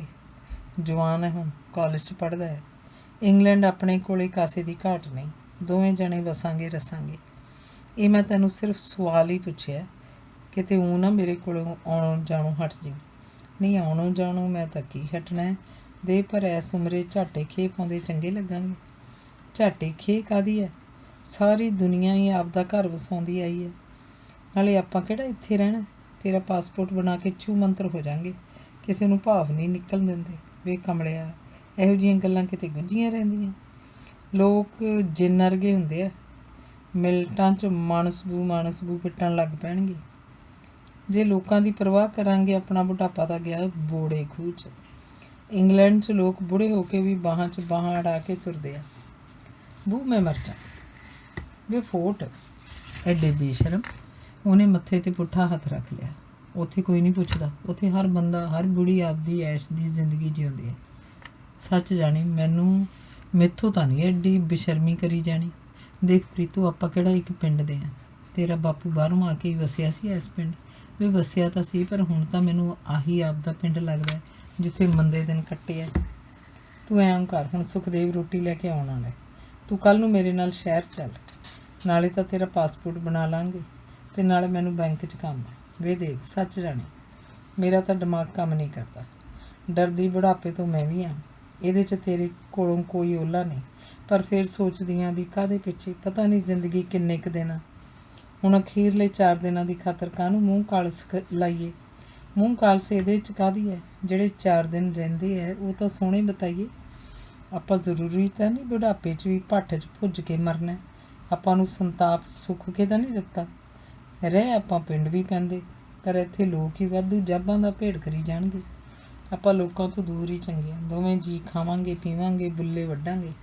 ਪ੍ਰੀਤੋ ਚੁੱਪ ਸੀ। ਤੂੰ ਅੱਜ ਦੀ ਰਾਤ ਮਨ ਨਾਲ ਰਹਿ ਕਰ ਲਾ, ਕੱਲ੍ਹ ਨੂੰ ਸਾਜਰੀ ਮੇਰੇ ਕੋਲੇ ਆ ਜੀ। ਹੁਣ ਸੁਖਦੇਵ ਆਉਣ ਵਾਲਾ। ਸ਼ੱਕ ਤਾਂ ਉਹਨੇ ਆਪਣੇ 'ਤੇ ਕੀ ਕਰਨੇ ਆ, ਪਰ ਉਹਲਾ ਹੀ ਠੀਕ ਹੁੰਦਾ। ਅਤੇ ਤੇਰੀ ਰੋਟੀ, ਉਹ ਤਾਂ ਸੁਖਦੇਵ ਲੈ ਹੀ ਆਊ। ਜੇ ਖਾਣੀ ਆ ਤਾਂ ਬਹਿ ਜਾ। ਨਹੀਂ, ਰੋਟੀ ਤਾਂ ਨਹੀਂ ਮੈਂ ਖਾਣੀ, ਮੈਂ ਸਵੇਰੇ ਆਊਂ ਤੇਰੇ ਕੋਲ। ਤੂੰ ਵੀ ਆਪਦੇ ਮਨ ਨਾਲ ਤਸੱਲੀ ਨਾਲ ਵਿਚਾਰ ਵਟਾਂਦਰਾ ਕਰ ਲੈ, ਫਿਰ ਜਿਵੇਂ ਕਹੇ ਕਰ ਲਾਂਗੇ। ਪਰ ਇੱਕ ਗੱਲ ਦੱਸਾਂ ਹਰਦੇਵ, ਹੁਣ ਤਾਂ ਤੂੰ ਆਖੇਂਗਾ ਵੀ ਬੁੱਢੀ ਖੋਲੀ ਕੀ ਜਵਾਕਾਂ ਵਾਲੀਆਂ ਗੱਲਾਂ ਕਰਨ ਲੱਗ ਪਈ, ਪਰ ਸੱਚ ਜਾਣੀ ਦੀ ਮੈਨੂੰ ਤਾਂ ਤੇਰਾ ਉਵੇਂ ਤੇਜ਼ ਆਉਣ ਲੱਗ ਪਿਆ ਜਿਵੇਂ ਨਿੱਕੀ ਹੁੰਦੀ ਨੂੰ ਆਉਂਦਾ ਸੀ। ਆਹ ਤਾਂ ਦੁਨੀਆ ਦੀ ਸ਼ਰਮ ਵੱਡ ਖਾਂਦੀ ਹੈ ਵੀ ਵਾਧੂ ਮੂੰਹ ਕਾਲਾ ਹੋਊ, ਨਹੀਂ ਤਾਂ ਮੈਂ ਅੱਜ ਦੀ ਰਾਤ ਤੇਰੇ ਕੋਲ ਕਿਉਂ ਨਾ ਰਹਿ ਪੈਂਦੀ। ਪ੍ਰੀਤੋ ਨੇ ਦਿਲ ਦੀ ਸੱਚੀ ਗੱਲ ਆਖ ਦਿੱਤੀ। ਹਰਦੇਵ ਦਾ ਜੀ ਕੀਤਾ ਪ੍ਰੀਤੋ ਨੂੰ ਜੱਫੀ 'ਚ ਲੈ ਕੇ ਚੁੰਮ ਲਵੇ। ਪ੍ਰੀਤੋ ਦਾ ਭੋਲਾ ਜਿਹਾ ਮੂੰਹ ਮੁਬਾਰਕ ਸੀ, ਸੁਲੱਖਣਾ ਸੀ, ਅੱਜ ਕੱਲ੍ਹ ਦੇ ਜ਼ਮਾਨੇ ਵਾਂਗ ਕਰੂਪ ਨਹੀਂ ਸੀ। ਬਾਹਰੋਂ ਦਰਵਾਜ਼ੇ 'ਤੇ ਖੜਕਾ ਹੋਇਆ। ਸੁਖਦੇਵ ਸੀ, ਸ਼ਾਇਦ ਰੋਟੀ ਲੈ ਕੇ ਆਇਆ ਸੀ। ਬੈਠ ਪ੍ਰੀਤੋ, ਰੋਟੀ ਖਾ ਕੇ ਜਾਈ, ਹਰਦੇਵ ਬੋਲਿਆ। ਵੀ ਮੈਂ ਤਾਂ ਜਾ ਕੇ ਖਾਈ ਲੈਣੀ ਆ ਦੇਵ। ਸੱਚ ਜਾਣੀ, ਤੇਰੇ ਨਾਲ ਗੱਲਾਂ ਕਰਕੇ ਤਾਂ ਮੇਰੇ ਮਨ ਤੋਂ ਜੁਗੜਿਆਂ ਜੁਗਾਤਰਾਂ ਦਾ ਭਾਰ ਲੈ ਗਿਆ। ਤੂੰ ਰੋਟੀ ਖਾ, ਮੈਂ ਕੱਲ੍ਹ ਨੂੰ ਸਾਜਰੇ ਆਊਂ। ਜੇ ਸ਼ਹਿਰ ਜਾਣਾ ਹੋਇਆ ਮੈਨੂੰ ਵੀ ਨਾਲ ਲੈ ਚੱਲੀ। ਮੈਨੂੰ ਕੰਮ ਹੈ ਥੋੜ੍ਹਾ ਜਿਹਾ। ਤੇਰੇ ਯਾਰ ਨਾਲ ਮੈਂ ਵੀ ਸ਼ਹਿਰ ਦੇਖ ਆਊਂ। ਨਾਲੇ ਤੇਰੇ ਕੋਲੇ ਕਾਹਦਾ ਲੁੱਕ ਹੈ? ਮੇਰੇ ਸਹੁਰਿਆਂ ਨੇ ਮੈਨੂੰ 5 ਕਿੱਲੇ ਜ਼ਮੀਨ ਦਿੱਤੀ ਸੀ ਵੰਡ ਕੇ। ਬਾਹਲਾ ਮੂੰਹ ਮੈਂ ਵੀ ਨਹੀਂ ਅੱਡਿਆ ਵੀ ਵਾਧੂ ਮੱਖੀਆਂ ਹੀ ਪੈਣਗੀਆਂ। ਬਣਦੀ ਤਾਂ ਮੇਰੀ 8 ਕਿੱਲੇ ਸੀ, ਪਰ ਮੈਂ 5 ਦਾ ਹੀ ਸਬਰ ਕਰ ਲਿਆ ਵੀ ਕਿੱਥੇ ਚੱਕ ਕੇ ਲੈ ਜਾਣੀ ਹੈ ਜ਼ਮੀਨ। ਬੰਦਾ ਤੁਰ ਗਿਆ ਉਹ ਜਾਣੇ, ਸਾਰਾ ਕੁਝ ਆਪਦੇ ਨਾਲ ਹੀ ਲੈ ਗਿਆ। ਮੈਂ ਨਹੀਂ ਜ਼ਮੀਨ ਜਮੂਨ ਦਾ ਬਾਹਲਾ ਲਾਲਚ ਕੀਤਾ। ਜਿੰਨੀ ਅਗਲਿਆਂ ਨੇ ਦੇ ਦਿੱਤੀ ਬਸ ਮੈਂ ਅੰਗੂਠਾ ਲਾ ਕੇ ਲੈ ਲਈ। ਉਹ ਪਹਿਲੀ ਮੈਂ ਠੇਕੇ 'ਤੇ ਦੇ ਦਿੰਦੀ ਹਾਂ ਅਤੇ ਮੇਰਾ ਖਰਚਾ ਵਰਚਾ ਤੁਰੀ ਜਾਂਦਾ। ਉਹਦਾ ਠੇਕਾ ਲੈਣ ਜਾਣਾ। ਜੇ ਤੇਰੇ ਕੋਲੇ ਟਾਈਮ ਹੋਇਆ ਆਪਾਂ ਇਹ ਕੰਮ ਜ਼ਰੂਰ ਕਰਕੇ ਆਉਣਾ। ਨਹੀਂ, ਮੈਨੂੰ ਇੱਥੋਂ ਕਿਸੇ ਜਵਾਕ ਨੂੰ ਨਾਲ ਲਿਜਾਣਾ ਪਊ। ਤੇਰੇ ਨਾਲ ਤਾਂ ਮਿੰਟ 'ਚ ਕੰਮ ਨਿਬੜ ਜੂ। ਬੰਦਿਆਂ ਦੀ ਭਾਵ ਹੁੰਦੇ ਆ ਦੇਵ। ਸੁਖਦੇਵ ਰੋਟੀ ਲੈ ਕੇ ਹੀ ਆਇਆ ਸੀ। ਸ਼ਾਮ ਗੂੜੀ ਹੋ ਚੱਲੀ ਸੀ। ਤੂੰ ਕੱਲ ਨੂੰ ਇਉਂ ਘਰੀ ਨਿਕਿਆ। ਰੋਟੀ ਖਾਂਦੇ ਹਰਦੇਵ ਨੇ ਆਖਿਆ। ਬੋਲ ਬਾਈ, ਕੀ ਨਾਂ ਹੈ ਆਪਣੇ ਵੱਡੇ ਮੁੰਡੇ ਦਾ? ਵੱਡੇ ਦਾ ਨਾਂ ਰਮਨੀਕ ਹੈ ਅਤੇ ਛੋਟੇ ਦਾ ਸਿਮਰਨ। ਕਾਲਜ ਰਮਨੀਕ ਹੀ ਪੜ੍ਹਦਾ? ਹਾਂ, ਰਮਨੀਕ ਹੀ ਪੜ੍ਹਦਾ। ਕੱਲ ਨੂੰ ਜਾ ਕੇ ਉਹਨੂੰ ਹਫ਼ਤੇ ਕੁ ਦੀ ਛੁੱਟੀ ਦਵਾ ਕੇ ਲਿਆ। ਚਲਿਆ ਜਾਣਾ। ਅਤੇ ਹੁਣ ਜਾ, ਹਨੇਰਾ ਨਾ ਕਰ। ਉਹਨੇ ਰੋਟੀਆਂ ਵਾਲਾ ਟਿਫਨ ਬੰਦ ਕਰਦਿਆਂ ਕਿਹਾ। ਤੂੰ ਬਾਈ ਰੋਟੀ ਖੇਤ ਆ ਕੇ ਕਿਉਂ ਨਹੀਂ ਖਾ ਲਿਆ ਕਰਦਾ? ਕਿਉਂ, ਲਿਆਉਣ ਦੀ ਤਕਲੀਫ ਹੁੰਦੀ ਹੈ? ਹਰਦੇਵ ਹੱਸਿਆ। ਨਹੀਂ, ਤਕਲੀਫ ਤਾਂ ਕਾਹਦੀ ਹੈ, ਇਸ ਬਹਾਨੇ ਬੰਦਾ ਗੱਲਾਂ ਬਾਤਾਂ ਵੀ ਕਰ ਲੈਂਦਾ। ਜਿਗਰਾ ਰੱਖ, 2-4 ਕੰਮ ਹੈ, ਉਹ ਸਿਰੇ ਚੜ੍ਹਨ ਤੋਂ ਬਾਅਦ ਬਥੇਰੀਆਂ ਗੱਲਾਂ ਬਾਤਾਂ ਕਰਾਂਗੇ ਆਪਾਂ। ਸੁਖਦੇਵ ਤੁਰ ਪਿਆ। ਦੁੱਧ ਪੀ ਕੇ ਹਰਦੇਵ ਪੈ ਗਿਆ। ਅੱਜ ਉਹ ਪ੍ਰੀਤੋ ਅੱਗੇ ਦਿਲ ਦੀ ਗੱਲ ਰੱਖ ਹੌਲਾ ਹੋ ਗਿਆ ਸੀ। ਪ੍ਰੀਤੋ ਮਿਲਣ ਤੋਂ ਪਹਿਲਾਂ ਉਹਨੂੰ ਆਪਣੀ ਜ਼ਿੰਦਗੀ ਵਿੱਚ ਹਨੇਰ ਗੁਬਾਰ ਦਿਸਦਾ ਸੀ, ਪਰ ਅੱਜ ਉਹਨੂੰ ਜ਼ਿੰਦਗੀ ਹਸੀਨ ਨਜ਼ਰ ਆਉਣ ਲੱਗ ਪਈ ਸੀ। ਉਹਨੇ ਅਕਹਿ ਆਨੰਦ 'ਚ ਅੱਖਾਂ ਬੰਦ ਕਰ ਲਈਆਂ। ਅੱਜ ਉਹਨੂੰ ਪ੍ਰੀਤੋ ਦੇ ਨੈਣ ਬਹਿਜਾ ਕਰਦੇ ਨਜ਼ਰ ਆਉਂਦੇ ਸਨ। ਭਾਵੇਂ ਪ੍ਰੀਤੋ ਦੀ ਉਹ ਪਹਿਲਾਂ ਵਾਲੀ ਗੱਲ ਤਾਂ ਨਹੀਂ ਰਹੀ, ਪਰ ਦਿਲਾਂ ਦੇ ਪਿਆਰ ਦਾ ਦੁੱਧ, ਯਾਦਾਂ ਦਾ ਜਾਗਲਾ ਹੁਣ ਜੰਮ ਕੇ ਫੁੱਟ ਬਣ ਗਿਆ ਸੀ। ਉਸ ਫੁੱਟ ਨੂੰ ਸਿਰਫ ਪ੍ਰੇਮ ਭਾਵਨਾ ਦੀ ਮਧਾਣੀ ਦੇ 4 ਗੇੜਿਆਂ ਦੀ ਲੋੜ ਸੀ। ਫਿਰ ਉਸ 'ਚੋਂ ਸਿਰਫ ਰਤਨ ਹੀ ਰਤਨ ਨਿਕਲਣੇ ਸਨ ਅਤੇ ਨਵੀਂ ਰੰਗੀਨ ਦੁਨੀਆ ਨੇ ਚਾਹ ਤੱਕਣੀ ਸੀ। ਖੇੜੇ ਦੀਆਂ ਕਿਰਨਾਂ ਨੇ ਉਹਦਾ ਬੇਆਬਾਦ ਪਿਆ ਵਿਹੜਾ ਭਰ ਦੇਣਾ ਸੀ। ਮੈਂ ਪ੍ਰੀਤੇ ਨੂੰ ਇੰਨਾ ਮੋਹ ਅਤੇ ਖੁਸ਼ੀ ਦਿਆਂਗਾ ਕਿ ਉਹਦੀ ਰਹਿੰਦੀ ਜ਼ਿੰਦਗੀ ਸਵਰਗ ਬਣ ਜਾਏਗੀ। ਚਾਹੇ ਹੁਣ ਅਸੀਂ ਬੁਢਾਪੇ 'ਚ ਪ੍ਰਵੇਸ਼ ਹੋ ਗਏ ਹਾਂ, ਪਰ ਬੁਢਾਪੇ 'ਚ ਕਿਹੜਾ ਪਿਆਰ ਨਹੀਂ ਕੀਤਾ ਜਾ ਸਕਦਾ? ਪਿਆਰ ਕੋਈ ਰੇਹ ਦਾ ਗੱਡਾ ਨਹੀਂ ਜਿਹੜਾ ਬੁਢਾਪੇ 'ਚ ਲੱਦਿਆ ਨਹੀਂ ਜਾਣਾ। ਪਿਆਰ ਇੱਕ ਮਮਤਾ ਹੈ, ਇੱਕ ਭਾਵਨਾ ਹੈ ਜੋ ਕਦੇ ਵੀ ਕਿਸੇ ਵੀ ਉਮਰ ਨੂੰ ਜਾਂ ਕਿਸੇ ਵੀ ਉਮਰ 'ਚ ਕੀਤਾ ਜਾ ਸਕਦਾ ਹੈ। ਯਾਦਾਂ ਦੇ ਸਮੁੰਦਰ 'ਚ ਵਹਿੰਦੇ ਹਰਦੇਵ ਨੂੰ ਪਤਾ ਨਹੀਂ ਕਦੋਂ ਨੀਂਦ ਨੇ ਆ ਘੇਰਿਆ। ਉਹਦੇ ਘੁਰਾੜੇ ਬਨੇਰੇ ਟੱਪ ਰਹੇ ਸਨ। ਉਹ ਬੇਫਿਕਰੀ 'ਚ ਅਹਿਲ ਪਿਆ ਸੀ। ਪ੍ਰੀਤੋ ਦੀ ਮਿੱਠੀ ਮਿੱਠੀ ਯਾਦ ਨੂੰ ਬਾਹਾਂ 'ਚ ਸਮੋਈ। ਸਵੇਰੇ ਪਾਠੀ ਸਿੰਘ ਦੀ ਮਿੱਠੀ ਸੁਰ 'ਚ ਹਰਦੇਵ ਦੀ ਜਾਗ ਖੁੱਲ੍ਹ ਗਈ। ਪਾਠੀ ਸਿੰਘ ਨੇ ਹੁਕਮਨਾਮਾ ਲਿਆ। ਰਾਗ ਬਿਹਾਗੜਾ ਮਹਲਾ ਚੌਥਾ। ਅੰਮ੍ਰਿਤ ਹਰ ਕਾ ਨਾਮ ਹੈ ਮੇਰੀ ਜਿੰਦੜੀ, ਅੰਮ੍ਰਿਤ ਗੁਰਮਤਿ ਪਾਏ ਰਾਮ। ਕੌਮੇ ਮਾਇਆ ਬਿਖ ਹੈ ਮੇਰੀ ਜਿੰਦੜੀਏ, ਹਰ ਅੰਮ੍ਰਿਤ ਬਿਖ ਲੈ ਜਾਏ ਰਾਮ। ਮਨ ਸੁੱਕਾ ਹਰਿਆ ਹਰਿਆ ਮੇਰੀ ਜਿੰਦੜੀਏ, ਹਰ ਹਰ ਨਾਮ ਧਿਆਏ ਰਾਮ। ਹਰ ਭਾਗ ਵੱਡੇ ਲਿਖ ਪਾਇਆ ਮੇਰੀ ਜਿੰਦੜੀਏ, ਜਨ ਨਾਨਕ ਨਾਮ ਸਮਾਏ ਰਾਮ। ਹਰਦੇਵ ਉੱਠ ਕੇ ਬੈਠ ਗਿਆ। ਉਹਨੇ ਪਿਛਲੀ ਨਿੰਮ ਨਾਲੋਂ ਦਾਤਣ ਤੋੜ ਲਈ। ਦਾਤਣ ਕਰਕੇ ਤੇ ਫਿਰ ਨਹਾ ਕੇ ਗੁਰਦੁਆਰੇ ਚਲਾ ਗਿਆ। ਪਤਾ ਨਹੀਂ ਕਿੰਨਾ ਚਿਰ ਉਹ ਗੁਰੂ ਤਾਬਿਆਂ 'ਚ ਬੈਠਾ ਤੁਰਕੀ ਬਾਣੀ ਸਰਵਣ ਕਰਦਾ ਰਿਹਾ। ਫਿਰ ਆਸਾ ਦੀ ਵਾਰ ਦਾ ਕੀਰਤਨ ਹੋਇਆ। ਪਵਿੱਤਰ ਗੁਰਬਾਣੀ ਅਤੇ ਕੀਰਤਨ ਕਿਰਪਾ ਸਦਕਾ ਉਸਦੇ ਕੰਨਾਂ 'ਚ ਕੋਈ ਗੈਬੀ ਅੰਮ੍ਰਿਤ ਰਸ ਘੁਲਦਾ ਜਾ ਰਿਹਾ ਸੀ। ਅੱਜ ਜ਼ਿੰਦਗੀ 'ਚ ਉਹਨੂੰ ਪਹਿਲੀ ਵਾਰ ਇੰਝ ਮਹਿਸੂਸ ਹੋਇਆ ਜਿਵੇਂ ਉਹ ਕੋਈ ਸਵਰਗੀ ਨਜ਼ਾਰਾ ਮਾਣ ਰਿਹਾ ਹੋਵੇ, ਬੱਦਲਾਂ ਦੇ ਬੈਠ ਉੱਡ ਰਿਹਾ ਹੋਵੇ। ਉਹਦੀ ਤਪਦੀ ਆਤਮਾ ਸੀਤ ਹੁੰਦੀ ਜਾ ਰਹੀ ਸੀ।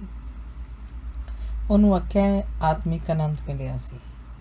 ਬਲਦੀ, ਧੁਖਦੀ ਅਤੇ ਭੜਕਦੀ ਆਤਮਾ ਨੇ ਜਿਵੇਂ ਪਹਿਲੀ ਵਾਰ ਕੋਈ ਸਥਿਰਤਾ ਪਕੜੀ ਸੀ। ਦੁਨੀਆ ਦੇ ਝਮੇਲਿਆਂ ਦੇ ਸਾਗਰ ਦੀਆਂ ਕੱਪੜ ਛੱਲਾਂ ਵਿੱਚ ਡੁੱਬਦਿਆਂ ਉਹਨੂੰ ਪਹਿਲੀ ਵਾਰ ਕੋਈ ਕਿਨਾਰਾ ਨਜ਼ਰੀ ਪਿਆ ਸੀ। ਗੁਰਦੁਆਰਿਓਂ ਹੀ ਉਹਨੇ ਚਾਹ ਪੀਤੀ ਅਤੇ ਦੇਗ ਲੈ ਕੇ ਘਰੇ ਆ ਗਿਆ।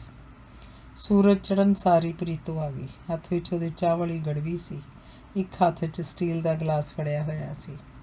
ਅਜੇ ਹੁਣੇ ਹੀ ਉੱਠਿਆ? ਉਹਨੇ ਗੜਵੀ ਵਿੱਚ ਚਾਹ ਪਾਉਂਦੀ ਨੇ ਪੁੱਛਿਆ। ਨਹੀਂ, ਮੈਂ ਤਾਂ ਉੱਠਿਆ ਕੋਈ 4 ਵਜੇ ਦਾ। 4 ਵਜੇ ਦਾ? ਜੈ ਖਾਣੀ ਕੋਈ ਨਹਾਈ ਧੋਈ ਕਰਨੀ ਸੀ। ਹਰਦੇਵ ਹੱਸ ਪਿਆ।